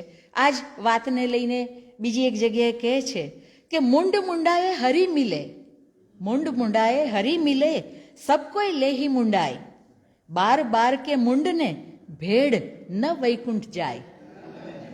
ઘેટાના વાળ દર વખતે ઉતારાય છે ને, તો મુંડન કરવાથી એ તો વારંવાર કરે છે, એથી એ કંઈ સ્વર્ગમાં જવાની નથી. તો બાહ્યાચાર ઉપર એમણે આવા કટાક્ષ કર્યા છે. અનેક વાત છે પણ બધું તો નહીં કહી શકાય. અહીંયા અટકું છું. સંતોષ વિશે પણ છે, ખોટી જે મોટપ છે, બડા હુઆ તો ક્યાં હુઆ, જૈસે પેડ ખજૂર, પંથી કો છાયા નહીં, ફલ લાગે અતિ દૂર. તો આ અને પાછી એમનામાં નમ્રતા પણ છે. મોસમ કોન કુટિલ ખલકામી, એમ એ જ્યારે પોતાને માટે કહેતા હોય તો એ એવું નથી કે કટાક્ષ કરે છે એટલે બધાથી ઉપર પોતાને માને છે, એ એટલા જ વિનમ્ર પણ છે. તો આ કબીર, એ એમને વિશેની દંતકથાઓ એની ચર્ચા મેં અત્યારે નથી કરી, આપણે એમની કવિતાના રંગ એ જ જોવા હતા. પણ આપણે જાણીએ છીએ કે એમને વિશેની અનેક દંતકથાઓ પ્રચલિત છે. કબીર પંથ આખો છે, એમાં પણ 3 ધારાઓ છે કબીર પંથની, અને એના મઠ છે વગેરે વગેરે. પણ એ બધામાં આપણે ન જઈએ તો પણ સાવ સામાન્ય માણસને પણ સ્પર્શી જાય, જીવનનું મર્મદર્શન કરાવી જાય, જીવનનું સત્ય શું છે એ બહુ સરળ બાનીમાં સમજાવી જાય, એવી વાત 600 વર્ષ પહેલાં કબીરજીએ કરી છે. તો આ કબીરજી, અને હવે એના અનુસંધાનમાં એવા જ માનવતાવાદી અને પ્રકૃતિને અખૂટ ચાહનારા, મનુષ્યોને અખૂટ ચાહનારા એવા કવિ રવિન્દ્રનાથની કવિતા વિશે વાત કરીએ. રવિન્દ્રનાથે વાર્તા, નાટક, નવલકથા એ બધું જ લખ્યું છે અને ઉત્તમ છે, ચિત્રો પણ સુંદર કર્યા છે. પણ એમાં આપણે નહીં જઈએ, આપણે સીધા જ એમની કવિતામાં પ્રવેશ કરીશું. એમણે જે કવિતા લખી એ કવિતામાં એક તરફ રહસ્યવાદ આપણને જોવા મળશે, બીજી બાજુ પ્રકૃતિનું સૌંદર્ય જોવા મળશે, ત્રીજી બાજુ માનવતા એને માટેની ઊંડી ખેવના અથવા તો મનુષ્યનો મહિમા એ આપણને જોવા મળશે. અને જે સૂફી પરંપરા, જે વૈષ્ણવ પરંપરા, એમાં પરમ તત્વના મિલન માટેનો એક જે ઝુરાપો, પ્રતીક્ષા અને ઝુરાપો, એ પણ રવિન્દ્રનાથની કવિતામાં આપણને આપણા હૃદયને સ્પર્શી જાય એવી ભાષામાં, એવી બાનીમાં એમણે મૂકેલો છે. બહુ મોટા ગજાના કવિ એવું કહેવાની કોઈ જરૂર જ નથી જેમને નોબેલ પ્રાઇઝ મળ્યું છે, પણ એમ કહેવાય કે અનેક દુઃખો કવિ અગ્નેયજી, એમણે હિન્દીના કવિ, એમણે એક નદી કે દ્વીપ નવલકથામાં એક જગ્યાએ બહુ સરસ લખ્યું છે કે દુઃખ સબકો માંજતા હૈ. બરાબર? તો દુઃખ બધાને માંજે. આપણે જે દિવાળી પર અભરાઈ ઉતારીને બહેનો ચકચકિત બનાવતી હોય છે, તો દુઃખ આપણા મન હૃદયને એવી જ રીતે માંજીને જે કંઈ મેલ ચડ્યો છે એને દૂર કરે છે, અને ફરી પાછું આપણું જે અસલ તેજ એ આપણને આપે છે. તો આ મેં વાત એટલા માટે યાદ કરી કે રવિન્દ્રનાથને એમના જીવનમાં અનેક વખત એવી પરિસ્થિતિમાંથી પસાર થવાનું થયું છે કે સામાન્ય મનુષ્ય હોય તો હિંમત હારી જાય. એમણે ઘણા બધા સ્વજનના મરણ જોયા, ઉપરા ઉપરી જોયા, અને તેમ છતાં પીડા તો અનહદ હતી, પણ એમણે સૃષ્ટિને પોતાના ગીતોની ભેટ જ આપી છે. લગભગ 2000 જેટલા કાવ્યો ગીતો એમણે આપ્યા છે. એટલા જ ઉત્તમ ચિત્રો એમણે કર્યા છે. અને એમણે જ્યારે પહેલી વખત બ્રિટન ગયા, એ જ્યારે અભ્યાસ માટે ભાઈની સાથે ગયા હતા, વધારે એમાં એમને રસ ન પડ્યો અને પાછા આવી ગયા. ભાઈ છે એ તો આઈએએસ ઓફિસર, ભારતના પહેલા આઈએએસ ઓફિસર છે એ સત્યેન્દ્રનાથ, એમના ભાઈ એ થયા હતા. રવિન્દ્રનાથ છે પહેલેથી કવિ હૃદયના હતા. 14 ભાઈ બહેનો હતા અને એ સમય એવો હતો. અને એમાં એમણે પોતાના સ્મરણોમાં લખ્યું છે કે બહુ મોટો પરિવાર હતો, એક તો સંયુક્ત પરિવાર, 14 ભાઈ બહેનો, જમીનદારી પિતાને મોટી હતી, વિશાળ. અને એમાં જે બાળકો હતા કુટુંબના, એની દેખરેખ રાખવા માટે નોકરો રાખેલા. હવે આજે છે એવું દૂષણ ત્યારે પણ હતું, કારણ કે માણસની પ્રકૃતિ તો હંમેશા એક જ રહેવાની છે. એટલે એ નોકરો છે એમને બધા વડીલો છે આગા પાછા હોય અને બીજા કોઈ મોટા કામ ન હોય તો એ નોકરોને એક જગ્યાએ બેસી અને ગપ્પા મારવાનું મન થાય. અને રવિન્દ્રનાથની દેખભાળ કરનારો જે નોકર હતો, એણે, જો રવિન્દ્રનાથ તો બાળક હતા, દોડાદોડી કરે તો એની પાછળ રહેવું પડે. એટલે એ એવું કરતો કે રવિન્દ્રનાથને એક ઓરડામાં બેસાડે અને ચોકથી એના ફરતું વર્તુળ કરે અને કહી દે કે આ વર્તુળની અંદર જ તારે રહેવાનું છે, એની બહાર જઈશ તો આમ થશે, આમ થશે, આમ થશે. અને રવિન્દ્રનાથ, બાળક રવિન્દ્રનાથ અંદર ને અંદર બેઠા રહેતા હતા. તો આ પણ એમણે જોયું છે. સમૃદ્ધિ પણ જોઈ છે, મૃત્યુ પણ જોયા છે, અને પ્રકૃતિ તો પુષ્કળ જોઈ છે. પિતાની સાથે 12 વર્ષની ઉંમરે હિમાલયનો પ્રવાસ કરવાનું બન્યું હતું અને પ્રકૃતિને માણી હતી. શાંતિનિકેતનની સ્થાપના થઈ, એ બધા જ સમયના એ સાક્ષી છે. આ સૃષ્ટિ અત્યંત સુંદર છે. આ હું આમ કોઈનું લીધેલું વાક્ય નથી કહેતી, મારી પોતાની પણ પ્રતીતિ આ જ છે કે ઈશ્વરે તો દુનિયા ખૂબ સારી બનાવી છે, આપણે એને બગાડી છે. બાકી કુદરત છે, તમે જુઓ રોજ સવારે કેવા નવા રંગો હોય છે, રોજ ઋતુએ તમે જુઓ કે આકાશના રંગ બદલાય છે, પવનનો સ્વાદ બદલાય છે. પવનનો સ્પર્શ નથી કહેતી, પવનનો સ્વાદ, બરાબર, એ બદલાય છે. અને પાણી આકાશમાંથી ફરફર ફોરા વરસતા હોય, મારી કવિતામાં છે એમ. અને એ રીતે વરસાદ નેવા પર, છાપરા પર પડે, નેવામાંથી ટપકે, શેરીઓમાં વહેતું પાણી, ઝરણામાં વહેતું પાણી, નદીઓમાં વહેતું પાણી, અને ક્યારેક કોઈકની આંખમાંથી અશબ્દ રડવાના અવાજ સિવાય આંખમાંથી ટપકતા આંસુનો પાણી, આ બધામાં કંઈક નહીં ને કંઈક સંવેદન પડેલું છે, કંઈક નહીં ને કંઈક સૌંદર્ય પડેલું છે. અને રવિન્દ્રનાથ છે, એણે આ સૃષ્ટિના સૌંદર્યની છાપ પોતાના ગીતોમાં આપણી પાસે મૂકી છે. માનવ હૃદયની ઊંડી ઘેરી સંવેદનાઓ અને સૃષ્ટિનું સૌંદર્ય, આ બંને એમની કવિતામાં એકરૂપ થઈને આવ્યા છે. અને એટલે એ આપણને સ્પર્શી જાય છે. એમણે પ્રાર્થના છે તો કેવી રીતે પ્રાર્થના કરે છે? કોની પ્રાર્થના? કોઈ એક નામ, રામ, કબીરમાં રામ આવે છે, પણ એ રામ એટલે રામાયણના રામ નથી, પરમ તત્વના અર્થમાં છે. તો રવિન્દ્રનાથ કોઈ એક ભગવાનનું નામ લઈને વાત નથી કરતા. તમે જુઓ એ પ્રાર્થના કરે છે તો કેવી રીતે કરે છે? મને તમારી વીણા બનાવો. તમે જુઓ, કશુંક બનવાનું છે, પણ કોને માટે? તો પરમ તત્વને માટે. અને આની પાછળ પણ એક સંદર્ભ છે, હું પછી કહું તમને. મને તમારી વીણા બનાવો અને મને ઊંચકી લો, તમારી સુંદર આંગળીઓના સ્પર્શે એના તાર ઝંકારી ઉઠશે. તમે જો કલ્પના કરો કે વીણા બનવાનું, પછી પરમ તત્વનો સ્પર્શ થાય અને એના સ્પર્શે તારે તાર રંજણી ઉઠે. તમે પણ ક્યારેક નહીં ને ક્યારેક તો જીવનમાં એવી ક્ષણ અનુભવી હશે કે તમારું આખું અસ્તિત્વ ઝંકૃત થઈ ગયું હોય. તમને એમ થાય કે આ અદ્ભુત ક્ષણ છે, એવો અનુભવ તમને થયો જ હશે. હવે આ મને તમારી વીણા બનાવો એ આવ્યું ક્યાંથી કવિ પાસે? તો જેમ કબીર છે, એને જનમાનસ અને જીવન એનો બહુ ગાઢ પરિચય હતો, અને બધી પરંપરા મેં કહ્યું એમ નાથ, સિદ્ધ વગેરે.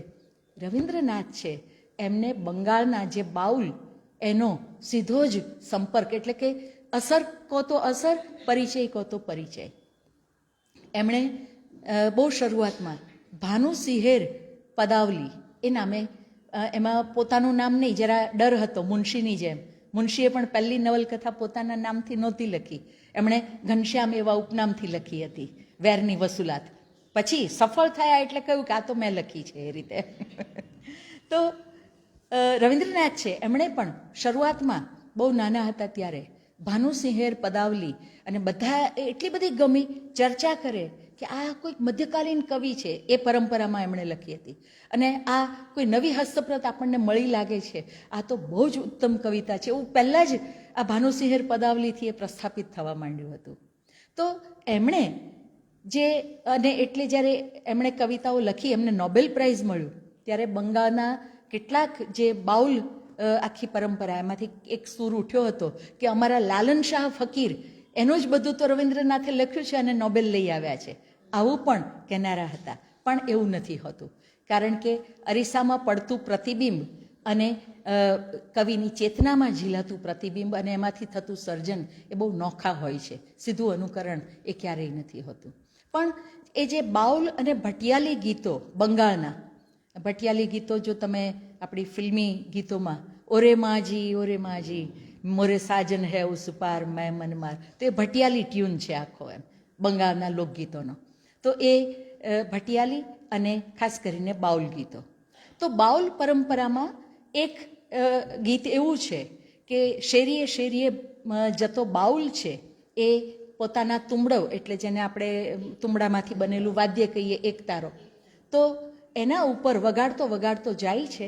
અને એના ગીતનો ભાવાર્થ શું છે? તો ભાવાર્થ એ છે કે ભગવાને મને મનુષ્ય બનાવ્યો, એના કરતાં મને આ લાવવા, એટલે કે આ તુંબડું કેમ ન બનાવ્યો? હું જો તુંબડું બન્યો હોત તો હું શેરીએ શેરીએ ભગવાનના ગીત ગાતો ફરતો હોત એમ. એટલે આ જે વાત છે કે મારે તો આ રીતે એકતારો બનવું હતું, પ્રકારાંતરે એ વાત અહીંયા છે કે મને તારી વીણા બનાવ અને તારા સ્પર્શથી મારું અસ્તિત્વ આખું ઝંકારી ઉઠશે. અને બહુ સરસ રીતે પ્રકૃતિના અનેક રંગો રવિન્દ્રનાથમાં બહુ જ સુંદરતમ રીતે આવેલા છે. એમાંનો એક દ્રષ્ટાંત તમે કલ્પના કરજો, કવિના આ શબ્દની સાથે સાથે તમારી કલ્પનાને વહેવા દેજો. હાથમાં 6 ઋતુઓની છાબ લઈને, હાથમાં 6 ઋતુઓની છાબ લઈને ધરા પગમાં ફૂલ વેરી દે છે. ધરતી છે એ 6 ઋતુઓની છાબ લઈને આપણા પગમાં ફૂલ વેરી દે છે. કેટલી જાતના રંગ, કેટલી જાતની ગંધ, કેટલા ગીત અને કેટલા છંદ. વિહંગોના ગીતથી ગગન છવાઈ જાય છે. જલદ ગાય છે, જલથી પણ ગાય છે. મહાપવન હરખથી દોટ મૂકે છે. ગિરિકંદરાઓ પણ ગાય છે. હાથમાં 6 ઋતુઓની છાબ લઈને ધરા પગમાં ફૂલ વેરી દે છે. કુદરત આ છે, સૌંદર્ય આ છે. અને બીજી એક કવિતામાં રવિન્દ્રનાથ પ્રકૃતિના આ જ સૌંદર્યને આ રીતે આલેખે છે કે પ્રભાતે, તમે બધા એનો અનુભવ કર્યો હશો, હું તો બહુ આપણે કહીએ ને કે એની કાયલ છું, એની ફેન છું, જે કહેવું હોય. મને પરોઢ ખૂબ ગમે. આકાશમાં જરાક ઉજાસ થાય અને મારી ચેતના જાગી જાય કે વાહ, સવાર થઈ. એમ દરેક સવાર નવી હોય છે. તો પ્રભાતે નિર્મળ આનંદમાં, વિકસિત ફૂલોની સુવાસમાં, વિહંગોના ગીતના છંદમાં તારો આભાસ પામું છું. જો તમારી ચેતના જાગૃત હોય તો આ દરેકમાં તમને વિભુ તત્વનો એક અનુભવ, એક સંસ્પર્શ તમને મળશે. અને પછી કહે છે, પ્રતિદિન તારા ભવનમાં વિશ્વ નવજીવન પામીને જાગે છે. રાત્રે થાકીને સૂતા હો, ચિંતા લઈને સૂતા હો, કોઈ સાથે ઝઘડો કરીને સૂતા હો, પણ સવાર પડે એટલે નવા ઉલ્લાસ સાથે તમે ઊભા થાવ છો, નવજીવન પામીને ઊભા થાવ છો. અને પછી કહે છે કે એકાંત આસન પર બેસી દ્રષ્ટિ નાખી તું બધું જુએ છે. ચારે દિશાઓમાં રંગ, કિરણ, જીવનનો મેળો ક્રીડા કરે છે. અને તું અંતરાલમાં ક્યાંક છે. અંત ક્યાં છે? અંત ક્યાં છે? તારો અંત નથી, તારો અંત નથી. આ એમની પ્રતીતિ. અને શ્રદ્ધા કેવી છે પરમ તત્વ માટેની? તો કહે છે, જાણું છું રે જાણું છું. હૃદયનો જે ઉદ્ગાર હોય ને, સીધો જ, જાણું છું રે જાણું છું, મારું જીવન કદી વિફળ થવાનું નથી. ક્ષમા એને વિનાશ ભયના સાગરમાં ફેંકી નહીં દો, તમે એને વિનાશ સાગરમાં ફેંકી નહીં દો. એવો વખત આવશે જ્યારે કરુણાથી પ્રેરાઈને તમે પોતે જ એને ફૂલની પેઠે ઊંચકી લેશો. જાણું છું રે જાણું છું, મારું જીવન કદી વિફળ નહીં થાય. માનો કે ક્યાંક ફેંકાઈ ગયા છીએ તોય વિભુ તત્વ છે એ ફૂલની જેમ આપણને એમાંથી ઉગારી લેશે અને ફરી પાછા આપણને યોગ્ય રીતે સ્થાપી દેશે. તો એ જાણું છું રે જાણું છું, એ આખી જે વાત આમ હૃદયના ઊંડાણથી આવતી હોય એ રીતે. અને બીજી એક કવિતામાં પ્રાર્થનાનો ભાવ એમનો છે એ આ રીતે વ્યક્ત થયો છે. બધા ઘોંઘાટમાં આખો દિવસ, બધા ઘોંઘાટમાં, આ જો બહુ માર્મિક ને બારીક વાત કરી છે એમણે, કે બધા ઘોંઘાટમાં આખો દિવસ અનાદિ સંગીતનું ગાયન સાંભળું, બધાની સાથે તારો અવિરત સંગ રહે એમ હું ઈચ્છું છું. ઘોંઘાટ તો છે દુનિયાનો, પણ એમાં સતત તું છે એની પ્રતીતિ મને સાંપડતી રહે, તારો સંગ મને એ રીતે મળે એવું હું ઈચ્છું છું. અને બીજી એક જગ્યાએ કહે છે એ જ ભાવને જરા જુદી રીતે, કે માત્ર તારી વાણી નહીં. તો જો ભક્ત હોય ને એને અધિકાર હોય છે. આપણી જે ભક્તિ છે નવધા ભક્તિ કહીએ છીએ, તો એમાં એક સખા ભાવ પણ છે, પ્રિયતમ ભાવ પણ ખરો, પણ સખા ભાવ એમાં અધિકારથી કહી શકાય છે. તો કહે છે કે માત્ર તારી વાણી નહીં હે બંધુ, હે પ્રિય, વચ્ચે વચ્ચે પ્રાણને તારો સ્પર્શ આપતો રહેજે. કેવી મજાની વાત કરી કે તારી વાણી તો જુદી જુદી રીતે સંભળાય છે. પક્ષીના ટવકામાં, ઝરણાના કલકલ નાદમાં તારી વાણી તો સંભળાય છે, પણ પ્રાણને તારો સ્પર્શ આપતો રહેજે. અને પછી કહે છે તારો હાથ લાંબો કર મારા હાથમાં આપ, તારો હાથ લાંબો કર મારા હાથમાં આપ, તેને હું ગ્રહણ કરીશ, તેને હું ભરીશ, તેને સાથે રાખીશ. રસ્તા ઉપર, જોજો બહુ સુંદર વાક્ય છે, પંક્તિ છે, રસ્તા ઉપર મારા એકલા એકલા ચાલવાને રમણીય બનાવી દઈશ. આપણે હંમેશા એકલા છીએ, જાણીએ છીએ, પણ આ એકલા એકલા ચાલવું, આ વિભુ આપણી સાથે છે એની કોઈ પ્રતીતિ હોય તો મારા એકલા એકલા ચાલવાને રમણીય બનાવી દઈશ. તો આ રવિન્દ્રનાથ છે. એની બહુ જાણીતી પ્રાર્થના તો છે જ કે આફત આવે તો એમાંથી મને ઉગારી લો, એવી પ્રાર્થના હું નથી કરતો, બરાબર, પણ હું એને જીરવી શકું, એનો મુકાબલો શબ્દ તો આપણો છે, પણ એમને જીરવી શકું એવી તાકાત એ તો આપણે જાણીએ જ છીએ. એની વાત અહીંયા હું નહીં કરું. પણ હવે જે ઋતુઓ અને જે પ્રેમ ભાવ, એના સૌંદર્યને એમણે કેવી રીતે ઝીલ્યું છે. તો એક કવિતામાં કહે છે, જે એક પ્રેમની વ્યાકુળતા હોય છે, કેવડિયાનો કાંટો અમને વનવગડામાં વાગ્યો રે, મુઈ રે એની મેઘ કલેજે દવ જાજેરો લાગ્યો રે. તો એ જે એક જે કલેજે દવ જાજેરો લાગ્યો રે, એ જે એક વ્યાકુળતા છે, એ વ્યાકુળતાને કવિ કેવી રીતે મૂકે છે. તો આજે શરદના તડકામાં, પ્રભાતના સ્વપ્નમાં કોણ જાણે પ્રાણ શું એ ઈચ્છે છે.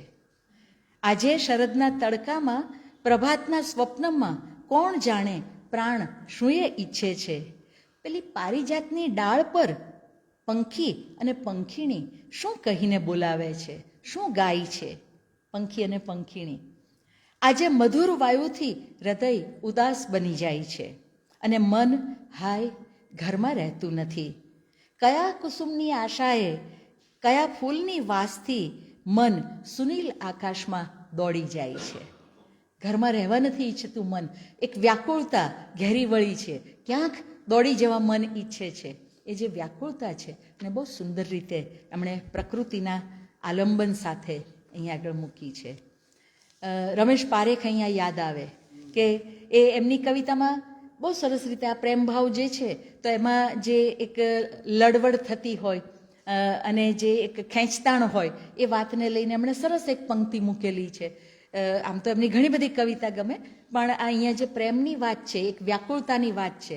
તો જો પતિ પત્ની કે પ્રેમી પ્રેમિકા વચ્ચે વિવાદ થયો હોય, એને કેન્દ્રમાં રાખીને બહુ સુંદર કે તારા વટને કચ્છની સુડી સરખી ધાર, તારા વટને કચ્છની સુડી સરખી ધાર, અમે કમળની દાંડલી કરીએ શી તકરાર. સીધી શરણાગતિ, રસ્સા ખેંચ હોય તો લડાઈ લાંબી ચાલે, પણ એક બાજુથી દોરડું છોડી જ દેવામાં આવે તો લડાઈ રહેતી જ નથી. તો અમે કમળની દાંડલી કરીએ શી તકરાર, તો પ્રણય ભાવ છે. પણ રવિન્દ્રનાથ છે એમની કવિતામાં આ પ્રેમ ભાવ છે એ પ્રાપ્તિના ભાવ સાથે નથી આવતો. એક વ્યગ્રતા, એક સતત પ્રતીક્ષા એના ભાવ સાથે આવે છે, અને એની વ્યાકુળતા જુદી જુદી રીતે એમની કવિતામાં વ્યક્ત થતી રહી છે. જે મુગ્ધતા છે પ્રણયના હૃદયની, એને એ કેવી રીતે આલેખે છે? તને જોઈને અત્યંત આશ્ચર્ય થાય છે, તને જોઈને અત્યંત આશ્ચર્ય થાય છે. તું ક્યાંથી હૃદયમાં આવ્યો, તું ક્યાંથી હૃદયમાં આવ્યો? એ મુખ, એ હાસ્ય, શા માટે તને આટલો ચાહું છું? શા માટે ચૂપચાપ આંસુઓની ધારામાં વહું છું? તને જોઈને જાણે કે યાદ આવે છે કે તું ચીર જીવનમાં ચીર પુરાતન છો. આજકાલ આવ્યો નથી, ચીર જીવનમાં ચીર પુરાતન છો, કાયમથી છો. તું આવીને ઊભો નથી રહેતો ત્યારે હૃદયમાં વાંસળી બાજતી નથી. તું આવીને ઊભો નથી રહેતો ત્યારે હૃદયમાં વાંસળી બાજતી નથી. બધો પ્રકાશ, બધું હાસ્ય અંધકારમાં ડૂબી જાય છે, અને રાત દિવસ મારું મન માનતું નથી. હું કોણ જાણે શી વાત સંભાળીને આ શરીરમાં રોમાંચ સમાવી શકતો નથી. અરે મનમાં શોય વિચાર આવતા આ બે આંખોમાં આંસુ ઉભરાય છે, બે આંખોમાં આંસુ ઉભરાય છે. એક બીજી કવિતામાં પ્રેમનો આ જ ભાવ બહુ માર્મિક રીતે કવિ મૂકે છે કે તું મને ફક્ત ક્ષણેકને માટે જરા તારી પાસે બેસવા દેજે. જો મિલનની બીજી કોઈ વાત નથી, સ્થૂળ પ્રેમની વાત નથી, પણ શું કહે છે કે તું મને ફક્ત ક્ષણેકને માટે જરા તારી પાસે બેસવા દેજે. આજે મારા હાથમાં જે કંઈ કામકાજ છે તે હું પછીથી પૂરા કરીશ.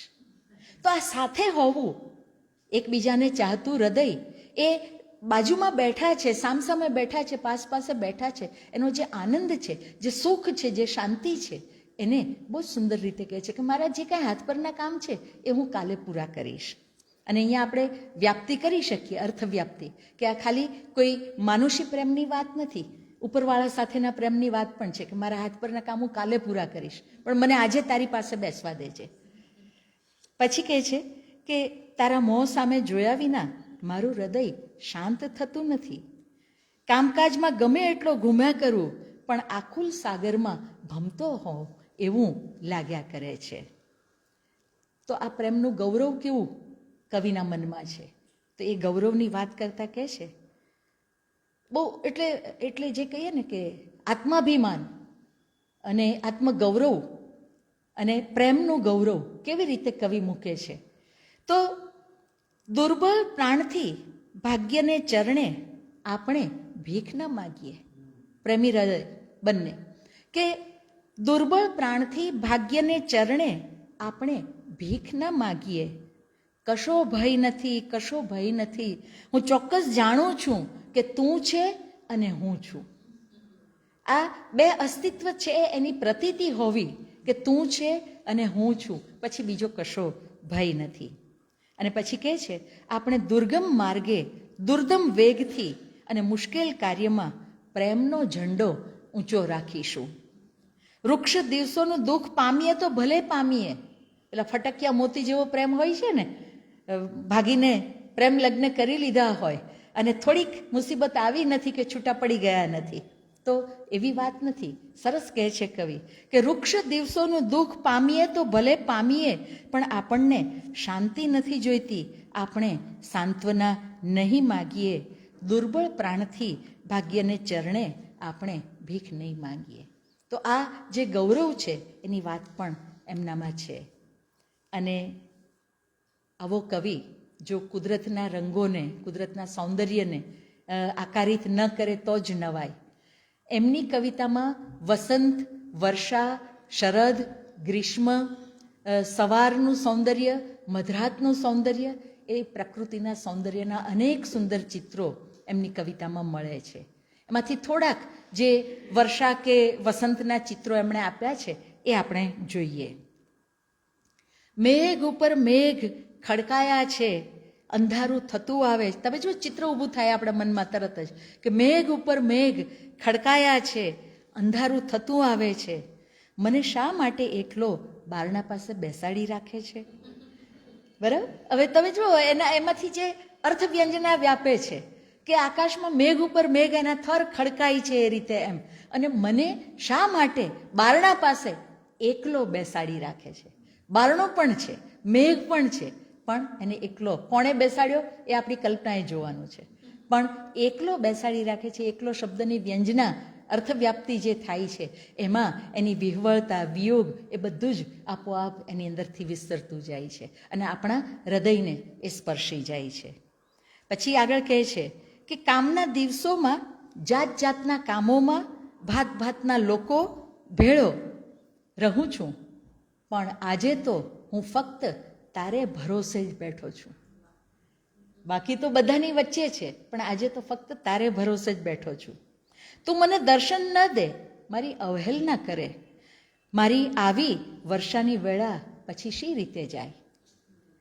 તું અવહેલના કરે, તું લક્ષ્ય જ ન આપે તો મારી વર્ષાની વેળા કેવી રીતે જાય? અને દૂર દૂર આંખ પસારીને હું કેવળ તાકી રહું છું મારા પ્રાણ તોફાની પવનમાં. હવે જો કેટલું ભાવપૂર્ણ વાક્ય પંક્તિ છે કે મારા પ્રાણ તોફાની પવનમાં રડતા ફરે છે. તોફાની પવનમાં રડતા ફરે છે. અને બીજી એક જગ્યાએ વર્ષાનું એવું જ સુંદર ચિત્ર આપતા કહે છે, પાછળ ઝરમર ઝરમર વરસાદ વરસે છે, મેઘ ગડગડાટ કરતો બોલાવે છે, અને છિન્ન ભિન્ન થયેલા મેઘના બાકોરોમાંથી અરુણ કિરણ ચહેરા ઉપર આવીને પડે છે. અરે ઓ કર્ણધાર, તું કોણ છે? તું કોની હાસ્ય ક્રંદન રૂપ દોલત છે? હાસ્ય ક્રંદન રૂપ દોલત છે. મારું મન એનો વિચાર કરીને મરે છે. કયા સૂરે આજે તાર મિલાવશે અને કયો મંત્ર મને આપશે? તો પ્રકૃતિ સાથેનું કવિનું આ તાદાત્મ્ય છે. બંગાળ એટલે તમે જાણો છો પુષ્કળ વરસાદ અને ડાંગરની ખેતી એ ત્યાં આગળ બહુ સહજ છે. તો સહજ રીતે રવીન્દ્રનાથની કવિતામાં એ ડાંગરના ખેતર એના પણ રમણીય ચિત્ર આપણને મળે છે. એક જગ્યાએ કહે છે કે આજે ડાંગરના ખેતરમાં તડકા અને છાંયડાની સંતા કુકડીની રમત ચાલી રહી છે. ડાંગરનું ખેતર, રંગ કયો? લીલો, એકદમ લીલોછમ તમે જોયા છે. અને એમાં તડકો પીતવર્ણ તડકો છે, છાંયો શ્યામ વર્ણ છે. એટલે તમે જુઓ રંગ લીલા. એક જ પંક્તિની અંદર એમણે કેટલું બધું ભરી દીધું છે કે આજે ડાંગરના ખેતરમાં તડકા અને છાયાની સંતા કુકડીની રમત ચાલી રહી છે. હવે હજુ રંગો જુઓ. કવિ આમ ચિત્રકાર પણ છે ને, લસરકાવ કરતા જાય છે. નીલ આકાશમાં સફેદ વાદળાનો તરાપો, નીલ આકાશમાં સફેદ વાદળાનો તરાપો કોણે તરતો મૂક્યો છે? એક જાણે ચિત્ર આખું આપણી સામે કવિએ સર્જી દીધું. બીજું તો ઘણું કીધું છે, પણ આપણે ખાલી એમાંથી થોડું થોડું ચાખીએ છીએ. પછી જેમ શાકુંતલમાં કમળપત્ર છે એના ઉપર નખથી પત્ર લખવાની વાત છે, તો કવિ છે એ કેવડાની હોળી બનાવવાનું કહે છે. કેવડાના પાન કેવડા ત્રીજના દિવસે બધાએ જોયા હશે સુગંધિત, પણ કવિ કહે છે કેવડાના પાંદડાની હોળી બનાવીને, તમે જો કેવડાના પાંદડાની હોળી બનાવીને ફૂલથી શણગારી દઈશું, તાલ તળાવમાં તરતી મૂકીશું, એ ડોલતી ડોલતી ચાલશે. આજે ગોવાળ બાળકોની સાથે વાંસળી વગાડીને ગાય ચરાવીશું. ચંપાના વનમાં, જો ચંપાના વનમાં આળોટીને શરીરે ફૂલનો પરાગ લગાવીશું. તો આ ચંપાના વનમાં ફૂલનો પરાગ આળોટવાનું અને ફૂલનો પરાગ શરીર પર, તો ચંદનના લેપ નહીં, ચંપાના ફૂલની પરાગરજ એનો લેપ કરવાની વાત કવિ કરે છે. એટલે પ્રકૃતિનું જે સૌંદર્ય છે, પ્રકૃતિની જે રમણીયતા છે, એના આવા અનેક ચિત્રો રવીન્દ્રનાથની કવિતામાં મળવાના. પણ 2 જ મિનિટ, હા, આજે જરા ગળાને તકલીફ છે એટલે.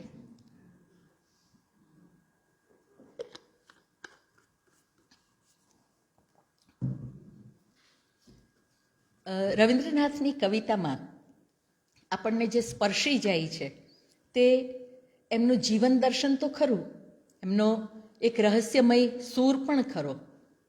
આ કોણ એમ જ્યારે કહે છે ત્યારે એ રહસ્ય આપણા મનને પણ ઉત્તેજે છે, પણ એની સાથે સાથે જે વ્યાપક માનવભાવની વાત છે, માનવતાવાદની વાત છે, એ પણ આપણને સ્પર્શે છે.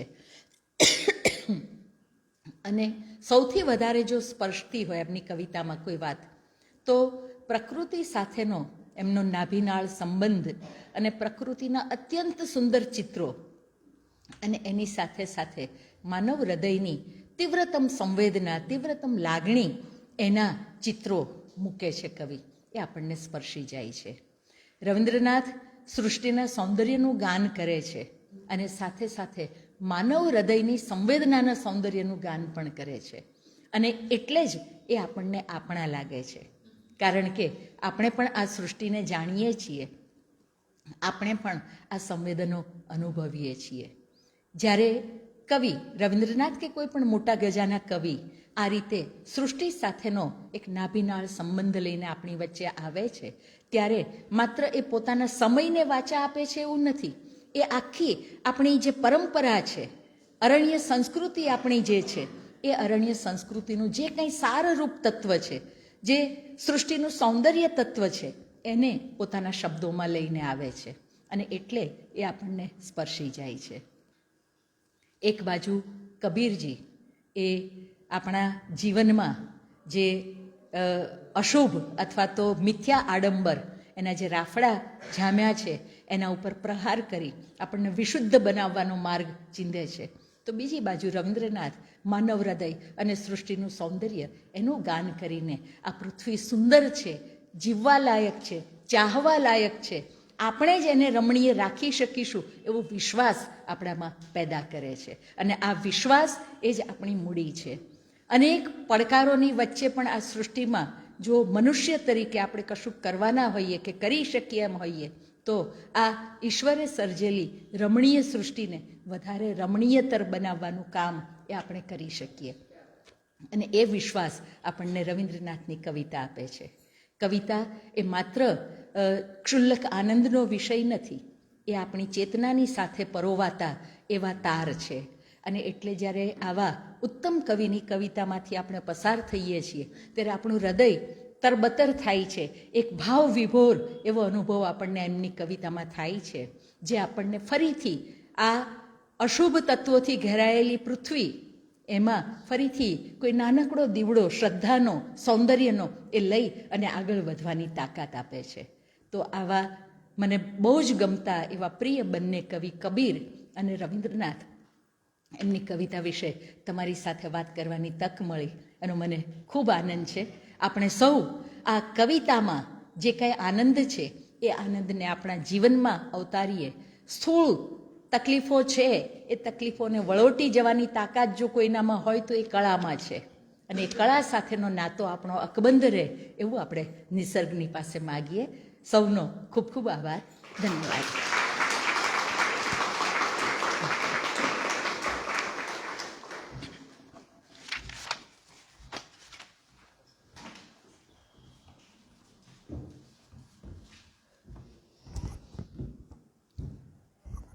ખૂબ જ સુંદર અને અસ્ખલિત રીતે વહેતી વાણીનો પરિચય આપણે સૌએ કર્યો. હજી એમ થયા કરે કે હજી એવું બોલીએ જ રાખે બસ, અને આપણે બસ એમ શાંતિથી સાંભળ્યા કરીએ. જબરજસ્ત. એકવાર જોરદાર તાળી ઉષાબેન માટે. વચ્ચે એમણે કહ્યું કે સોરી પાણી પીધું. અરે આટલું બધું તમે આટલું સરળતાથી સુંદર રીતે બોલો છો, આમ એકદમ આવેગ નહીં કે એકદમ એવું, એક સરખો એકદમ મધુર અવાજ. ખરેખર એમની વાણીથી જ એમની વિદુષી સાહિત્યકારની આખી આગવી ઓળખ આપણે બધાએ મેળવી આજે. ખૂબ ખૂબ આભાર. પુસ્તકાલય તરફથી આપનો ખૂબ ખૂબ આભાર માની લઉં છું. અને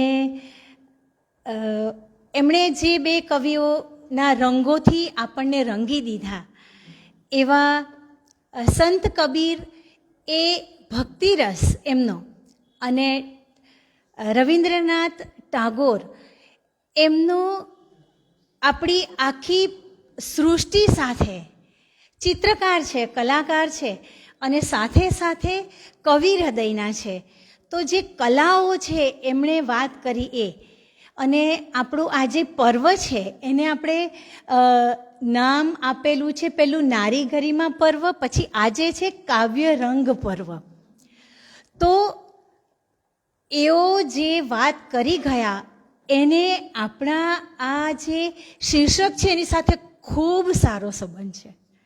એટલું સુંદર એમનું વક્તવ્ય રહ્યું કે એમ થાય કે આજ સુધી કદાચ આટલું સરસ આ બંને કવિઓ વિશે કોઈએ આપણને સમજાવ્યું નથી. એમનો જુઈ મેળાની જે વાત કરીને એમાં એમણે બધી કવિયત્રીઓને સાહિત્ય અને કવિતા માટે જે સમજાવેલું ને, ત્યારે બધાએ એકી અવાજે કહેલું કે આવું અમને કોઈએ નહોતું સમજાવ્યું. તો એવા શબ્દના સારથી, બસ મને તો આ એક જ શબ્દ બહુ ગમી ગયો છે કે શબ્દના સારથી, અને એકવાર જોયા પછી કે મળ્યા પછી ક્યારે ન ભૂલી શકાય એવી વ્યક્તિ એટલે ઉષાબેન. અને એમની એક કવિતા રજૂ કરો એવી અમારી આશા છે.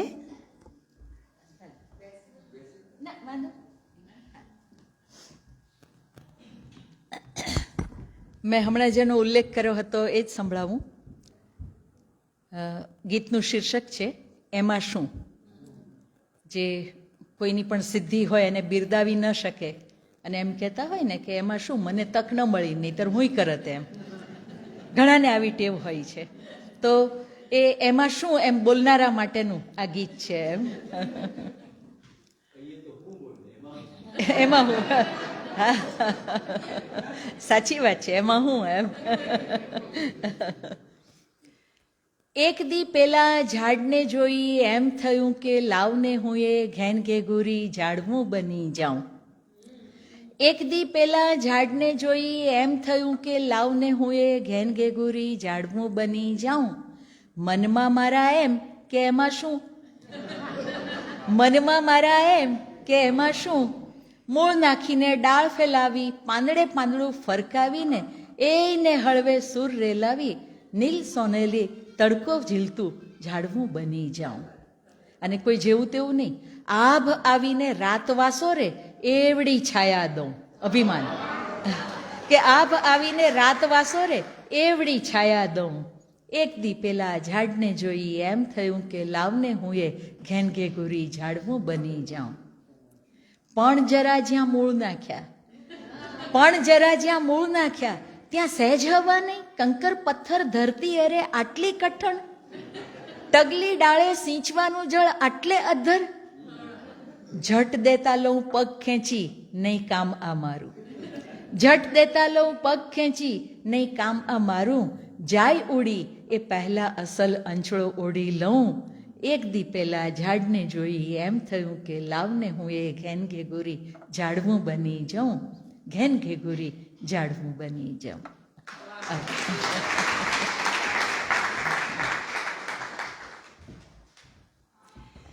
ખૂબ જ સુંદર, ખૂબ ખૂબ અભિનંદન અને ખૂબ ખૂબ આભાર આપનો. આપણું સાહિત્ય પર્વ હજી ચાલી રહ્યું છે, આજે બીજો દિવસ છે. હજી આપ સૌ જોઈ શકો છો, હજી આપણે બીજા 3 દિવસ એનો રસાસ્વાદ માણવાના છીએ. તો માધવીબેનને વિનંતી 2 શબ્દો.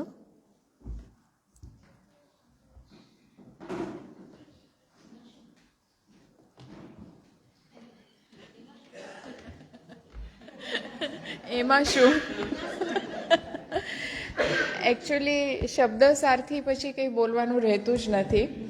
ફક્ત આવતીકાલના કાર્યક્રમની અહીંયા ઉદ્ઘોષણા કરી દઉં છું કે આવતીકાલે પ્રસિદ્ધ સાહિત્યકાર અને બીજા બધા વિશેષણો આપ જોઈ શકો છો.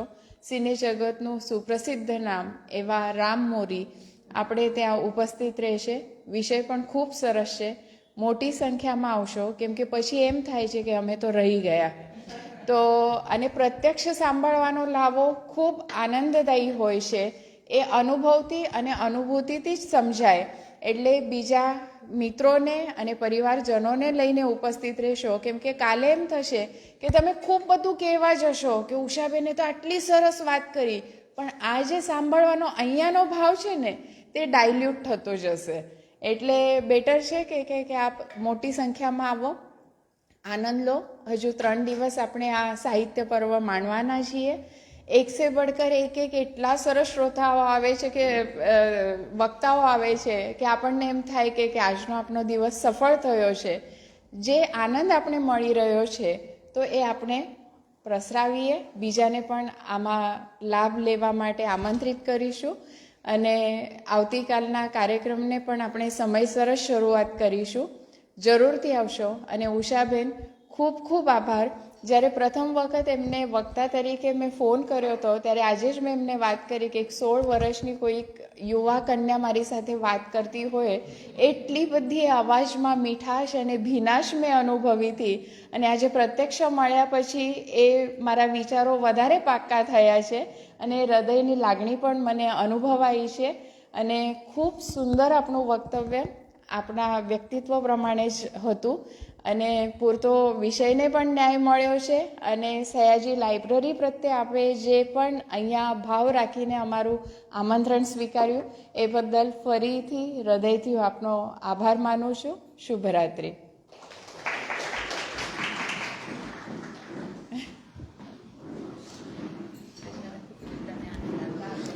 માધવીબેનનો આભાર. અને ફરી